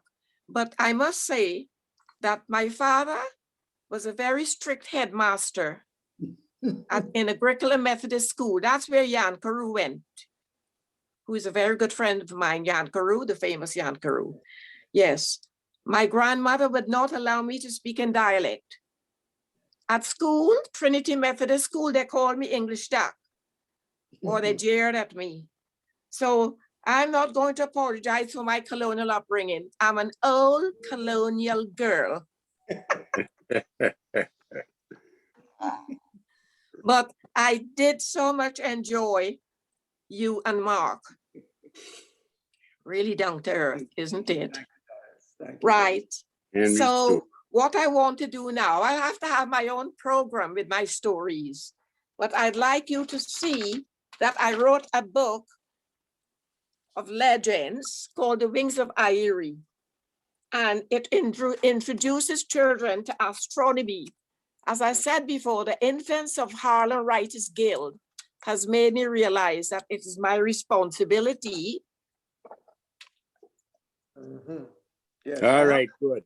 It is my responsibility as a storyteller to educate, because at the Commonwealth Institute, that's what I was doing, speaking about Commonwealth programs. But Victor Daffson has influenced me a lot. And so I had to write this story about how Guyana was discovered. And this is the book that tells us how Guyana was discovered. It cost so much money, I'm still broke just to get it published. But you can buy it from Amazon. But I'll just go through bits of this book instead of telling my story. The first story, when the boy comes down from the sky to discover Guyana, is because he was greedy. He was a typical Guyanese. He wanted to have a feather in his cap. So he chased the bird for the feather. And instead of finding the bird, he discovered Guyana because he had to go from the land of sky to the land of earth. And on the way down, I speak about the galaxies, the Milky Way, Hesperus and Venus, Cirrus, Cumulus, Stratus, Nimbus. It's quite different from what you were talking about. But this is the way I was brought up. And Marc, your mother was like that. Marc, hello. you agree? Your mom was like that. Yes, yes. Yes. I was brought it up. Yeah. Because I was actually homeschooled. I didn't realize that because I couldn't handle school. Always had a thing about it. Never mind. Yes, anyway, this is how I've come out. So this book encourages children to make further inquiries into astronomy, history. And for history, I do Christopher Columbus came ashore and what a fake he was. For geography, they've got to do, for geography, they learn how islands are formed. We do reggae island chant. Every story of mine has a song. And then we do the hummingbird, which is the only bird in the world that fly backwards. And we speak about the rainforest. This is what my stories are about. I'm not going to apologize for being an old colonial girl. This is who I am. Don't need to. No need. Yeah, but Henry, it's really lovely to see you. It's really lovely. You've taken me back to the days of Edgar Wilson and Philip McClintock. For sure. You know? Yes. And I'm going to send you photographs. I've still got photographs of my rehearsals there. And I have the book. Remember, I bought it in New York, so I have it. Yeah. Yes, but I'm going to send you photographs of Charlestown, the good old days. Please do. When they had a rumble in the schoolyard And Yes. one girl tear the other one close down to she knee. You know what? Yes. And Edgar Wilson ran up in the turret where the nuns used to pray. Yes. He couldn't deal with it. But anyway, let's not talk about that. My stories are not about that. My stories are about me teaching at the Commonwealth Institute and influenced by the Harlem Writers Guild. I have got to have an aim and an objective, which is to encourage further investigation into Black history. So this is my book. This is Amerindian history and legends. So before I do my stories, which I do in the East End and all over the place, I always have music and song. So get ready, everybody. We're gonna do the waves of the sea. I don't know if you could see me. I'll have to do it this way. Now, what I would like you to do, Rod, is play Hymn to the Sea. Because I like to do Caribbean poets, and this is Frank Collymore, which I've set to music. I've set a lot of poetry to music for my classes. So we'll do, is Rod there? Can you do Hymn to the Sea?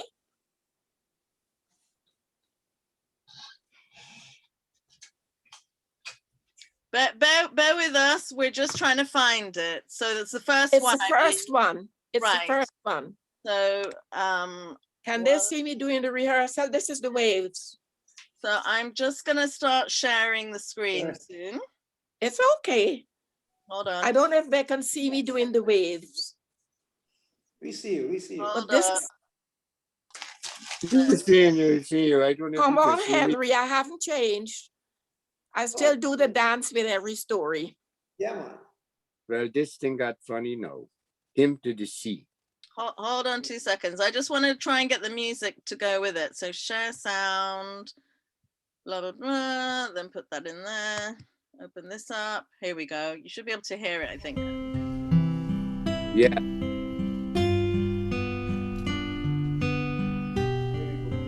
This is by Frank Collymore of Barbados.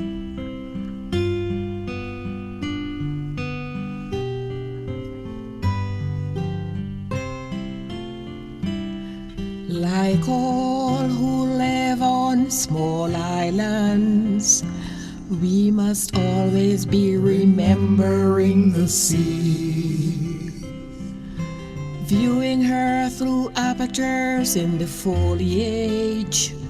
We must always be remembering the sea, hearing her music when the wind is from the south, and smelling the warm rankness of her.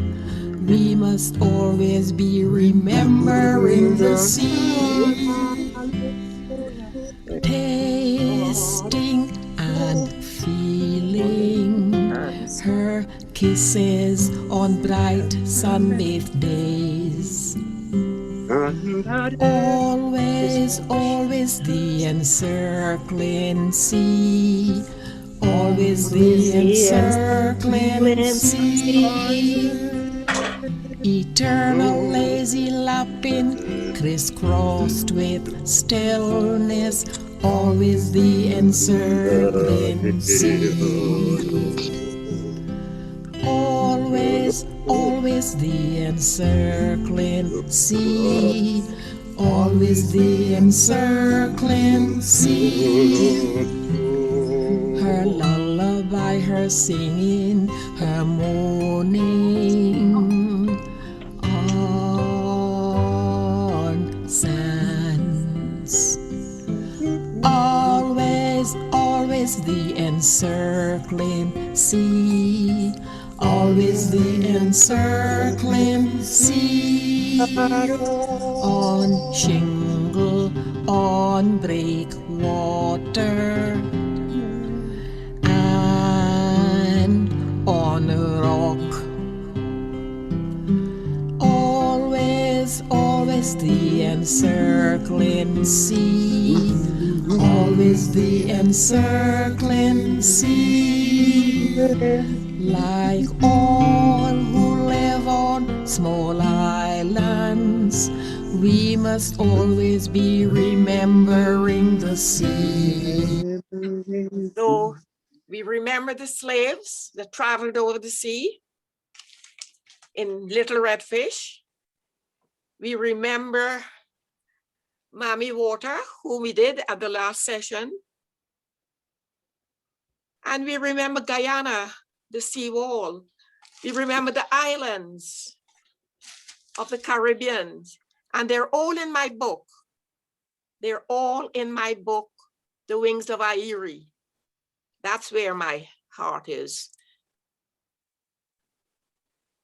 I'm sorry I can't tell the story of the girl who was lured to the sea by a little red fish who was really a slave that was thrown overboard. And I tell my stories because I've been influenced by the Harlem Writers Guild that said to me, don't tell your stories unless they have something that we can learn from, something about Black history. Thank you. Thank you. Thank you, Godfrey. Thank you, Tuup. Thank you, everybody. That was wonderful, Doris. Thank you, Marc. Thank you, Doris. I'm going to do a whole program of my work when I'm 90. It will be called Dreaming Backwards, Back to Agricola Village, where I first met Yankaroo, MacDoom Village, where I met Dennis Williams. Yes. So, Doris, will you do the honor of coming back again for a part 2? I would love it because I'm scared. I've already written out my funeral program. We're not having any of that. And I'm vain. I don't want people to mess it up. No, nobody would believe you are 90 until you tell them that. So we definitely need you back for a part 2. There really wasn't enough time in this program, and it's just been amazing. I hope they did the exercises with the waves. You didn't see Rod in the background doing all the dancing? We all did it. Because that's my joy when I go to schools. The boys get outside while I'm waiting for my cab and they reenact the whole thing, especially the bit with Christopher Columbus came ashore. Boo ba ba, you didn't discover America. So thank you so much, Marc. It's good to see you. Oonya, it's lovely seeing you. Yes, I have to thank you so much to Oonya. Oh, hello, Maya. Oh, thank you, Maya. Yes, I just came across a program that I done with Marlene. I must send it to Maya. I must send that to Maya, a program with Marlene. God bless you. May she rest in peace. Fantastic. So thank you to everyone. I hadn't heard Kapalani Frock.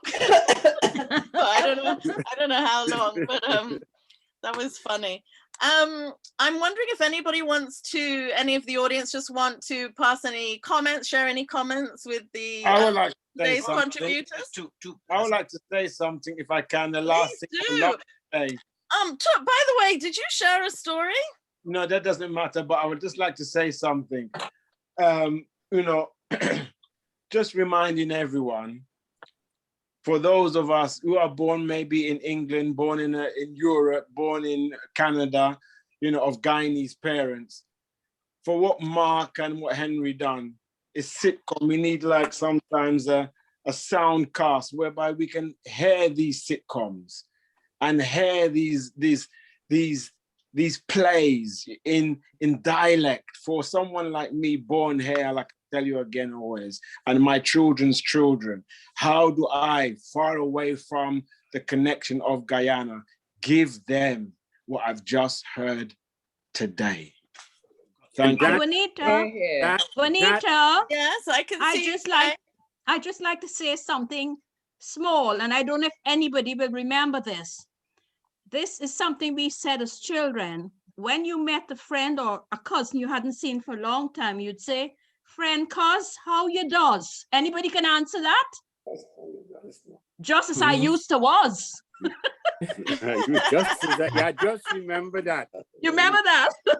This long time I've been a meet up. Yes. I just want to say the piece we did was again a tribute to Ken.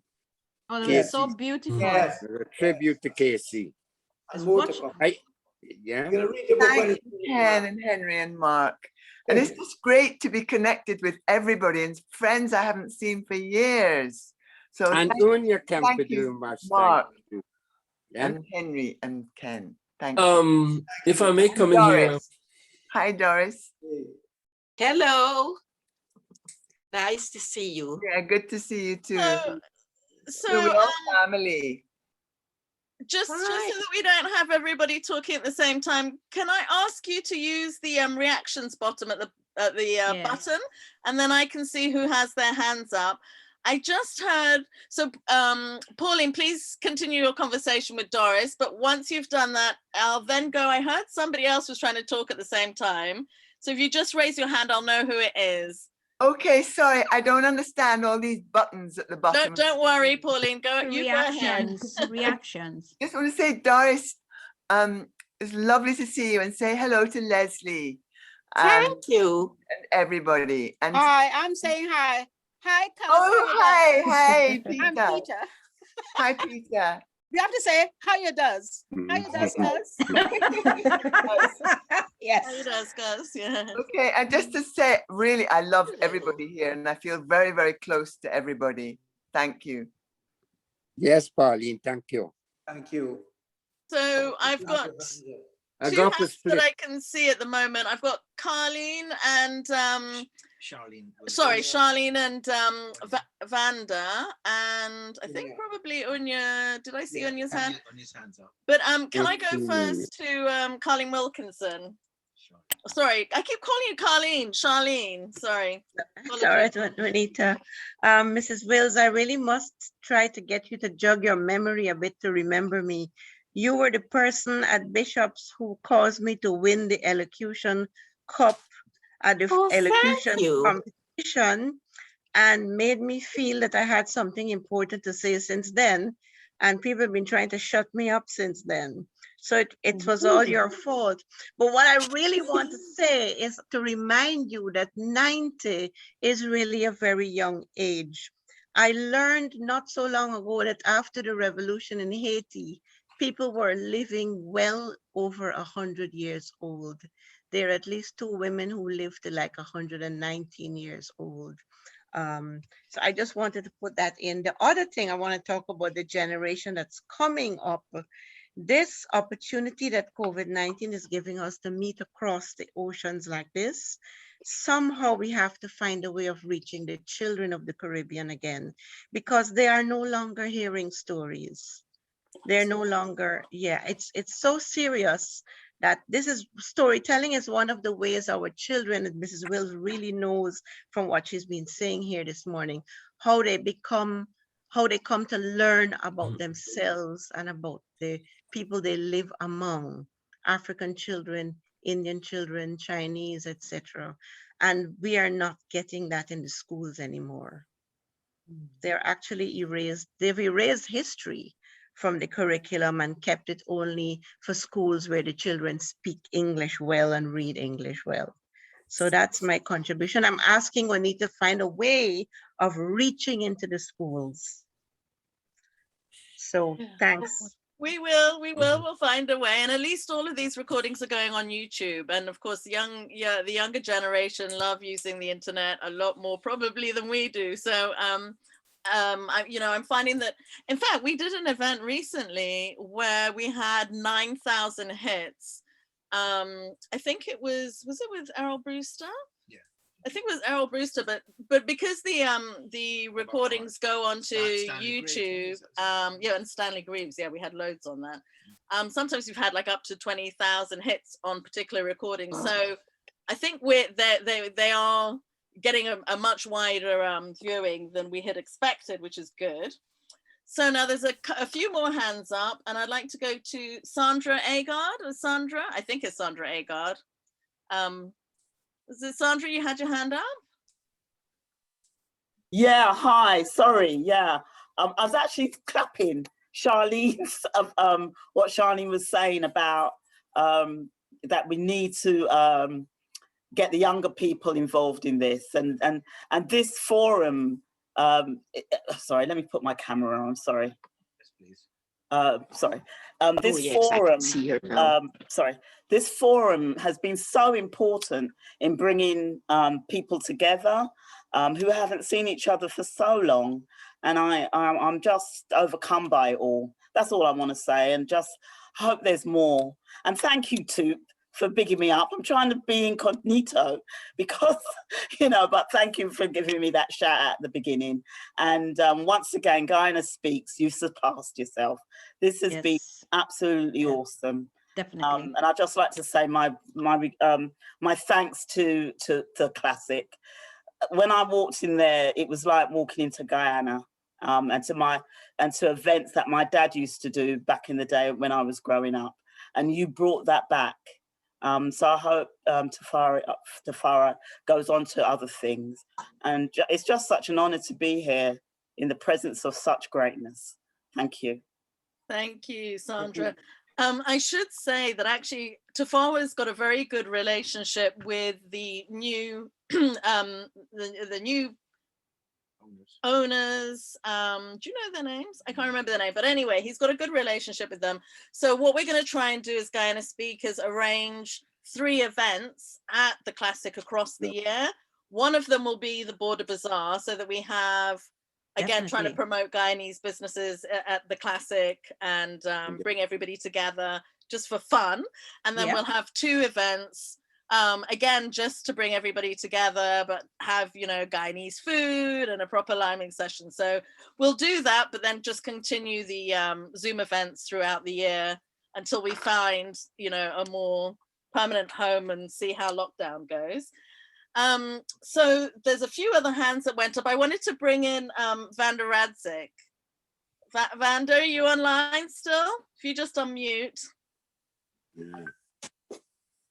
Hi, Juanita. Hi, Vanda.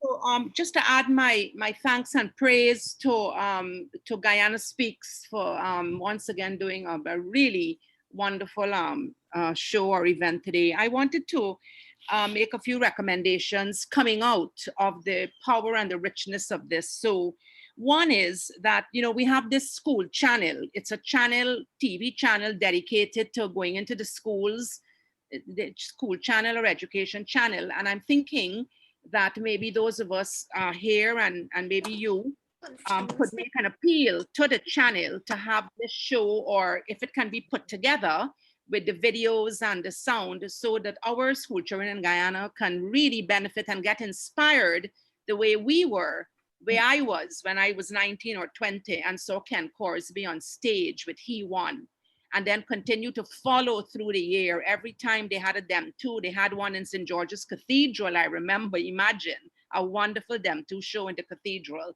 and then the All of We, or maybe it was an All of We show with Henry Muttoo. Secondly, Tramping Man. For those of you who have not seen Tramping Man, Marc Matthews doing this amazing performance, and it was on film. I was with my boyfriend at Starlight Drive-In Cinema a million years ago. Oh, when gosh. came on. I used to work there. The trailer of whatever shit film was being shown, and we just couldn't believe this explosion of power with Marc Matthews as Tramping Man. And because the screen was so big, it just filled the world, as it were. And for years, I've been trying to find where is that film? Where is that recording of Tramping Man? And I see Maggie Lawrence, Margaret Lawrence on the call here, Maggie. And we have to try to find that, because it was just mesmerizing. It was one of the most brilliant things I've ever seen in my whole life anywhere. So Tramping Man has to be found and has to be shown all over again in Guyana diaspora. And then in terms of documenting, somebody had recommended documenting the the Alawi, the he wanted them to the Alawi. And again, we have to find all of those things used to be recorded and filmed and so on. And we need to find them, have someone help us put them together. And I'm thinking that maybe if we could get some researchers or interns to work with each of these magnificent people, Ken, Marc, and Henry, and you know, one of these videographer type of young people, and really put it together, it would be a wonderful thing to do. So we're going to try to see if Paloma Mohammed, who is now Vice Chancellor of UG, can help us with this. Margaret Lawrence can maybe help us with this. And we have the drama school. And maybe what the students there should be assigned is actually to do research and produce some of these marvelous things by Marc, Ken, and Henry. Thank you. And thank you again, Juanita and Ron. Thank you. Thank you, Vanda. Great to hear your voice again. I got to go. You got to go, Marc? Yeah. Nobody can do this for me. Yeah, I have to go too. Pauline, bye, Pauline. Okay, bye, everybody. Bye. Bye. Bye. Take care. Be Marc. Bye. So I'm gonna remove his pen. Now we had another, I think it was Oonya. Oonya, I saw you had your hand up. Oh, Unya's put her hand down.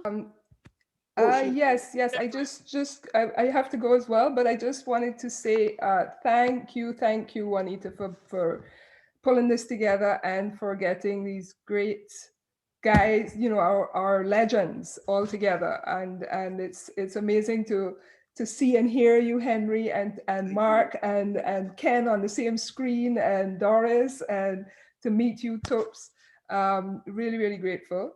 And I just to me, why I kept nagging you and Anna, and I will keep nagging other people. And thank you, Vanda, for that amazing contribution and thinking through what should be done with it. Because to me, our storytelling and the ones you hear on the road corner and on the rum shop and in the backyard, and the women telling the little children, that history, that tradition is just not recognized as honorable.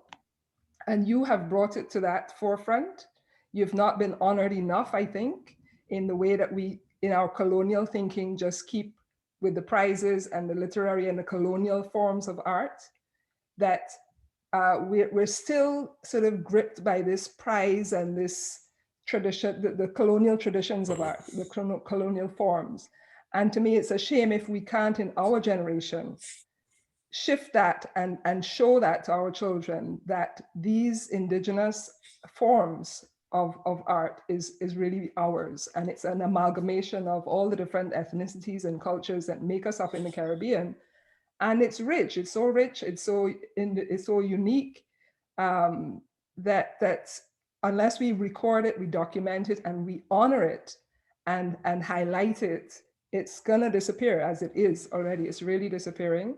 And with the influence of all the YouTube and the digital content that kids are faced with now, we have more kids speaking American than dialect, you know, in what they aspire to be. So to hear you, to get a little taste, and I hope that just we can work towards more recognition of this form, and our sort of heroes like you who have worked so hard and put so much into this without much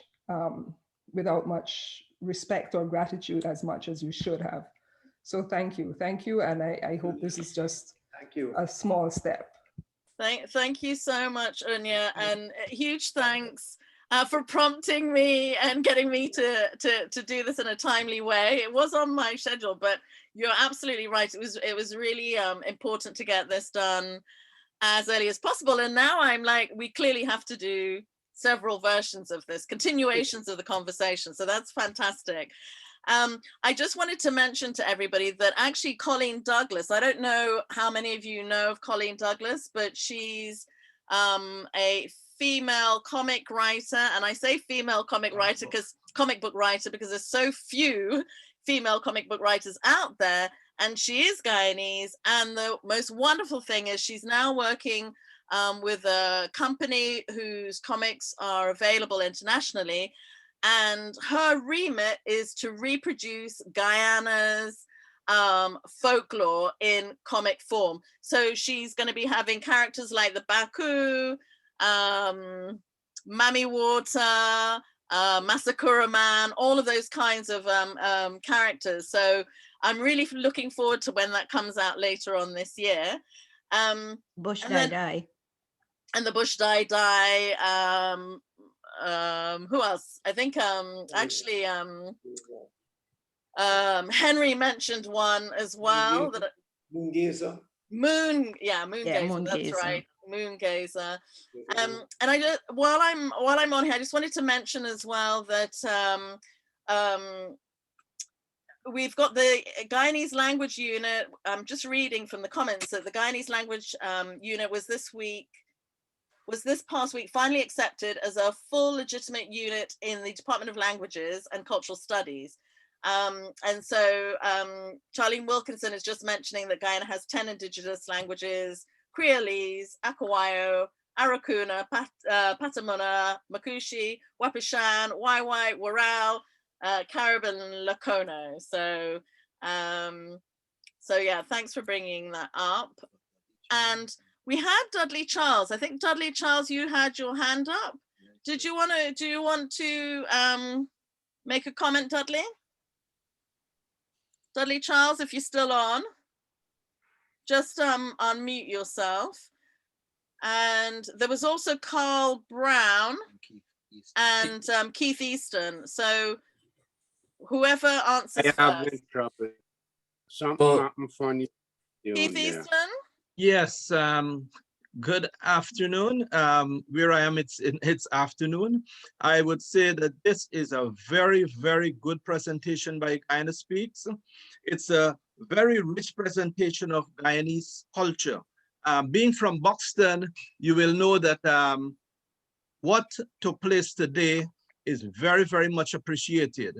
We have in its third year a Buxton Friendship Museum Archives and Cultural Center in order to bring together a lot of the culture of not only Buxton and Friendship and and the other villages, but also Guyana. So what I saw today in terms of the rich culture being presented and our oral history by Henry Muttoo, Godfrey Duncan, Marc Matthews, Ken Corsbie, Doris Harper-Wills, many of them I know from way back in Guyana.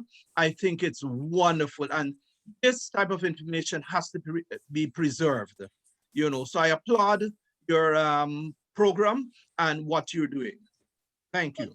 Thank you so much. Thank you. Yeah. And then there was I just wanted to bring in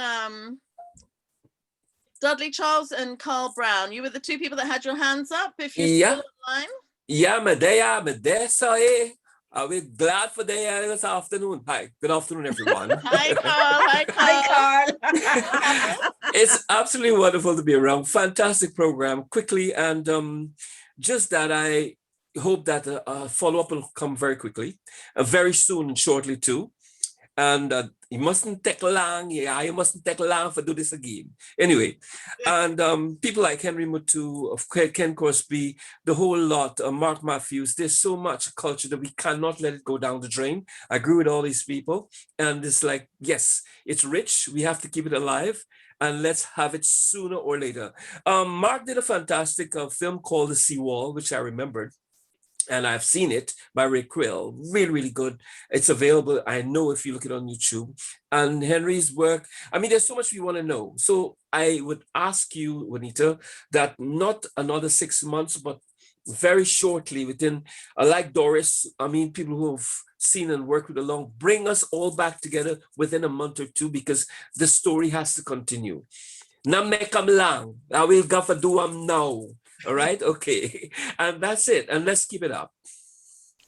I ain't even answering you. You know, some people work full time, and you want me to come back in a month? Yeah, man, you gotta come quick.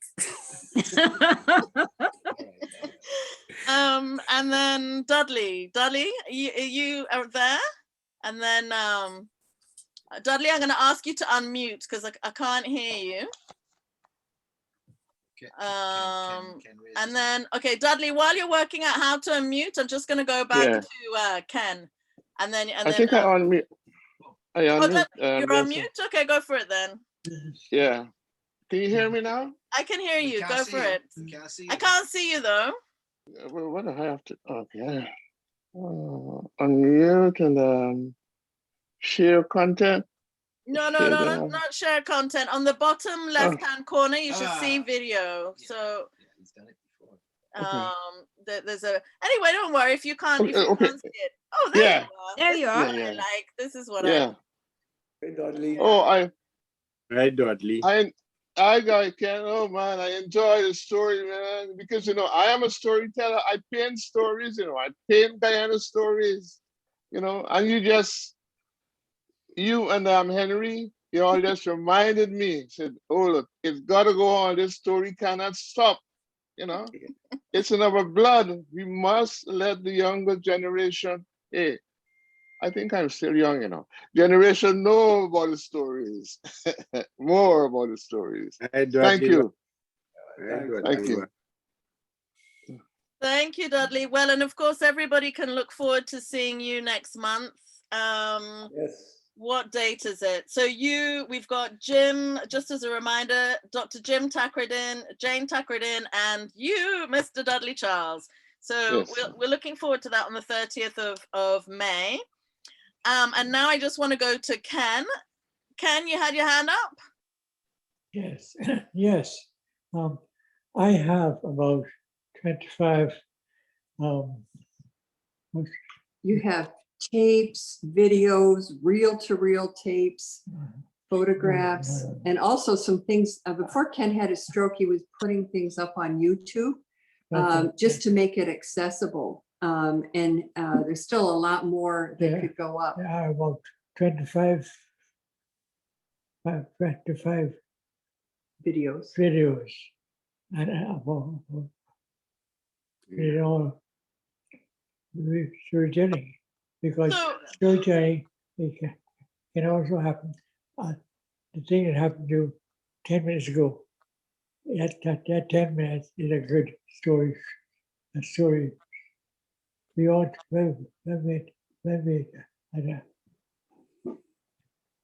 when we talk about storytelling, it's not just folklore and old time stories, it's also how we live now and the contemporary experience and personal stories. So that's something Ken wanted to make sure that everybody recognize as well. Thank you for that contribution. And I'm just wondering how we can get all those recordings shared with the younger generation. Ken, is it being... You can have mine. You can have all of them. We'll be in touch with you after the program so that we can follow up on any conversations and trying to bring together all the stories that people have got in different archives and see if there's a way we could share it. Colin Wilkinson mentioned, suggested that maybe Guyana Speaks could contact the Ministry of Education, and I think that's a fantastic suggestion. So we'll follow up with them to see. A frightened government. Pardon? I frighten the government. Well, do you know what? We could actually just get in touch with the schools directly. I mean, I completely agree with you. I get that. Rod and I are allergic to all governments, to be fair. So yeah. Now let me just double check if there's any more hands up. So Dudley's answered, Ken's answered. Okay, I think we're good. I think everybody's pretty much commented. There was a note here from Melissa Trotz. I just wanted to read through, see if she had a question, a comment. She's saying thanks to Oonya. I think Oonya, are you still on? I don't know. Myself, Rod, Guyana Speaks. So many storytellers and cultural workers on this call from Guyana. I know, how blessed are we? I have to say, I think it's Kamala mentioned She says that she hopes that we're going to keep up Guyana Speaks in the virtual, and we absolutely will, for the simple reason it's been amazing being able to reach out transnationally to Guyanese everywhere, which is fantastic. But we will be doing 3 events a year where we meet up locally in London. I'm sort of hoping that someone in the States and Canada will pick up the mantle too, to do a Guyana Speaks US and a Guyana Speaks Canada, so that we can all share each other's, you know, the richer, the more, the better. Oh, Dr. Nancy But it also says so many storytellers and cultural workers on this call from Guyana, Desiree, Margaret, and across the diaspora, including Jesper Plazy Adams, storyteller, sorry, my eyesight's terrible, Nancy Rickford from Canada, representing. John Rickford, I think I saw come on not so long ago, whose book apparently is coming out this year. And I believe he's based in California, if I'm right. John, actually, are you online? John, are you there? You can, if you can unmute. Yes, I am, but I just wake up. Oh, you just, because what I was hoping was you can tell us a bit about your book. Are you awake enough to talk about your book? It's a memoir. It's a memoir, okay. Called Speaking My Soul, Race, Life, and Language. Okay, Race, Life, and Language, Speaking My Soul. Fantastic. So we'll look out for that. John, if you can send me any details about that, then I'll share it on the Guyana Speaks page. So this is also an open invitation to everybody on this call. Please, please, if you see any information that's pertinent to Guyana and you think will be interesting to everyone, please just send it to me in Messenger and I'll make sure that we put it on the Guyana Speaks Facebook page. And also I tend to share things on Twitter as well. So just to get a wider audience. Somebody I haven't heard from on this today's event is Uncle Eric. Uncle Eric Huntley, who of course was Bogle Overture, is Bogle Overture. Of course, he set up Bogle Overture with his wonderful wife, Jessica Huntley, late wife, and published many, many books, including, I think, works by people like Andrew Salkey, you know, people across the Caribbean, but really hugely important. And Uncle Eric, I haven't heard a word from you today. Uncle Eric, are you there? Uncle Eric, can you unmute? Let me just see if I can find him again. Rod, if you can find him as well, because I am wearing my wrong glasses today and I can't see you Dudley on here. Oh, there he is, Uncle Eric! Yay! I've been here I've been here all the time. Wonderful. But I wasn't able to operate the video for you to see me. Oh, I had to see you. And you're forcing me now to say a few words, actually. Please. And this has been a tremendous day, a tremendous event. Thank you all very, very much. I left Guyana when much of what you're talking about wasn't taking place. My storytelling was really the royal readers and the West Indian readers. But obviously I've had a good base to start off with, because where I am now from where I've come from, it's been a tremendous journey. But leave myself aside. Thank you all very, very much for contributing in this way. And we are all blessed, really. One thing that you didn't mention, the Masakura Man. Can you hear me? Yeah, I can hear you. Yeah. Nobody mentioned the Masakura Man. Oh, you Masakura Man. Oh, you Masakura Man. Oh, you Masakura Man. Lovely. Thank you very much. Is that Faye? Oh, sorry. Faye, I love that. Sing that again. Is okay? Go for it. Oh, you Masakura Man. Oh, you Masakura Man. Oh, you Masakura Man. Oh, you Masakura Man. Thank you so much. Okay, well, we're nearly at 5 o'clock, at 22. Alyssa, where's Alyssa? Alyssa Trotz is also on here. Alyssa. Hi, everyone. The first Guyana Speaks. Is this your first Guyana Speaks? That you've It is. It is. It is, but I'm not hugely on Facebook, so I tend to miss these things or see them at the end, unlike my sister who's on Facebook all the time. But this was the first, and this is so amazing. Thank you all so much.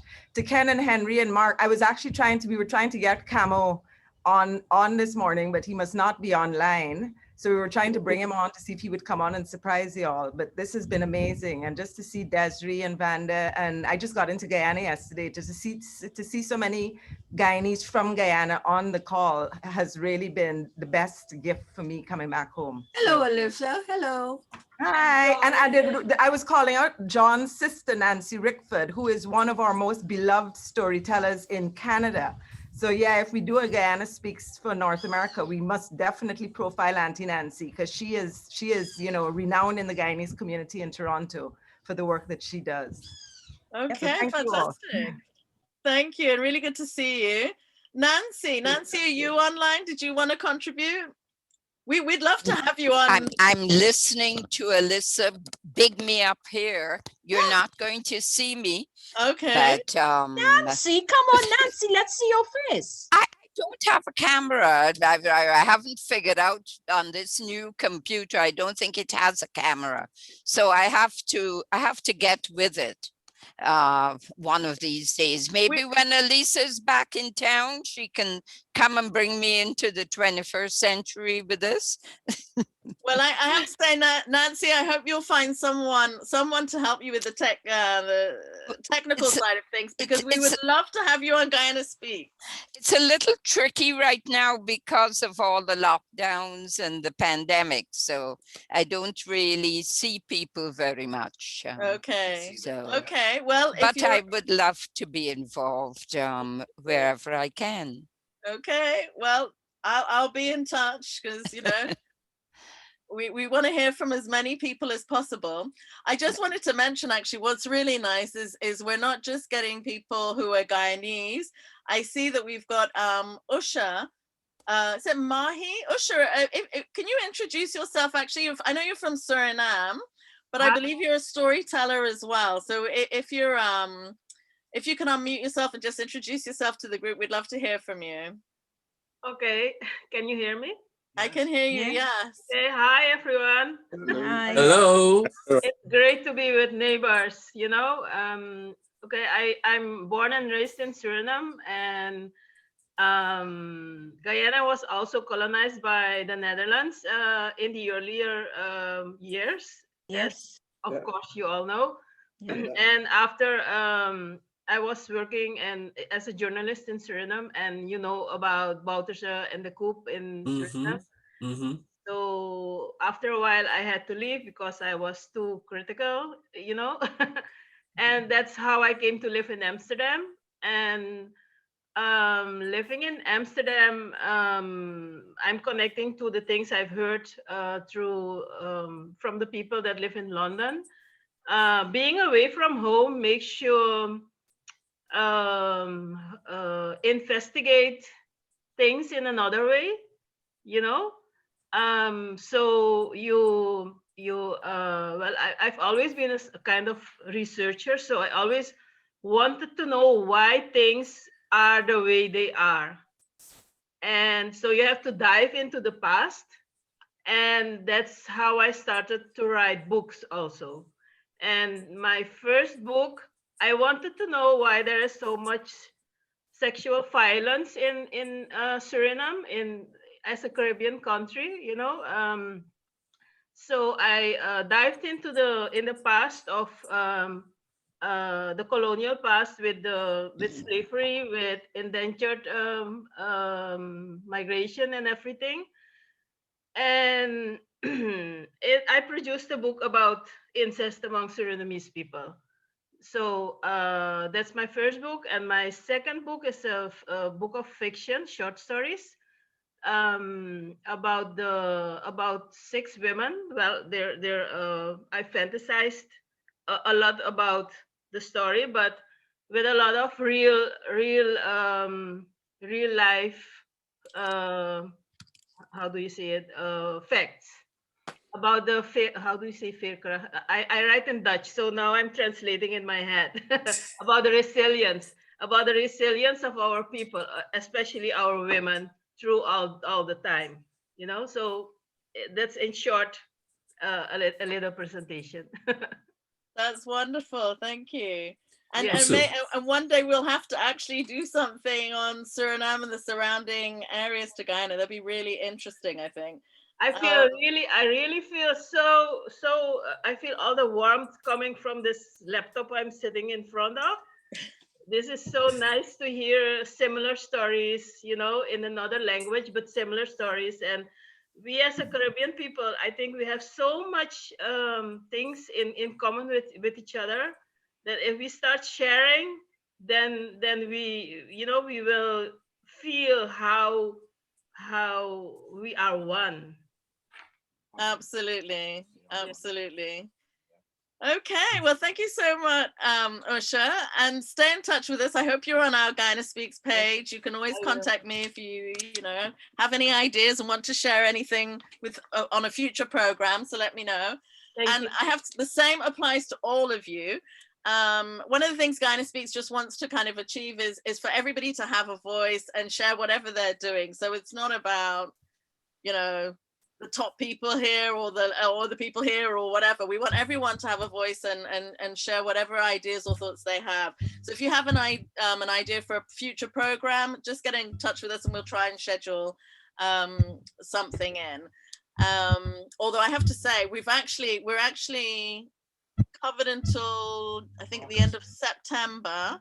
So we've only got, and actually, no, we're doing October. So we've got November and December left to sort out for this year. But for future programs, let us know. And we also do a lot of one-off programs. And I'm thinking in this context, we're definitely going to have to do a one-off program that's just spotlights the work of Doris Harper-Wills, because there was just so much that could be said about Doris's contribution to Guyana and also to the Black community here in the UK and the wider community. So we'll have to do more. But I just wanted to say thank you so much to everyone for continuing to support Guyana Speaks. And this program is recorded. So you'll see it on YouTube and you'll see it on our Facebook page. And hopefully you'll come next month when we have Dudley Charles and Jim and Jane Tackredin. So thank you. Thank you. Thank you. Lovely. Thank you. Thank you. Thank you. Thank you all. Thank you very much. And nice to see everybody. Thank you, Henry. Thank you, Doris. Really appreciate it. One quick mention, Marc would be able to find him. Somebody who you really must get on and talk to is Ramjan Holder. Marc Ramjan. Pork pie. Yeah. Is he in England? Is he in England still? Yes, still is. Yeah, a lot of that movement in London with Norman Beaton, and so there's a lot of that stuff that hasn't been touched yet. And in actual fact, Rod and I were trying to organize an event with Ramjan Holder and Carmen Monroe. And someone else. Can you remember who it was we were trying to? But it was just awkward with lockdown, and then of course we weren't also familiar with Zoom at the time. So we'll go back and try and do that. Yeah, just thought. Yeah. Yeah, but yeah, thank you. Thank you for your story. Thank you, everyone. Thank you. Well done, Carl. Thank you. Hi, Carl. Bye. Nice to see you, Faye. Be good. Keep in touch. Wonderful. Bye. Bye-bye. Peter Ramreka. Bye. Bye, Henry. Thanks, Ken. Bye, everybody. Bye. Bye. Take care.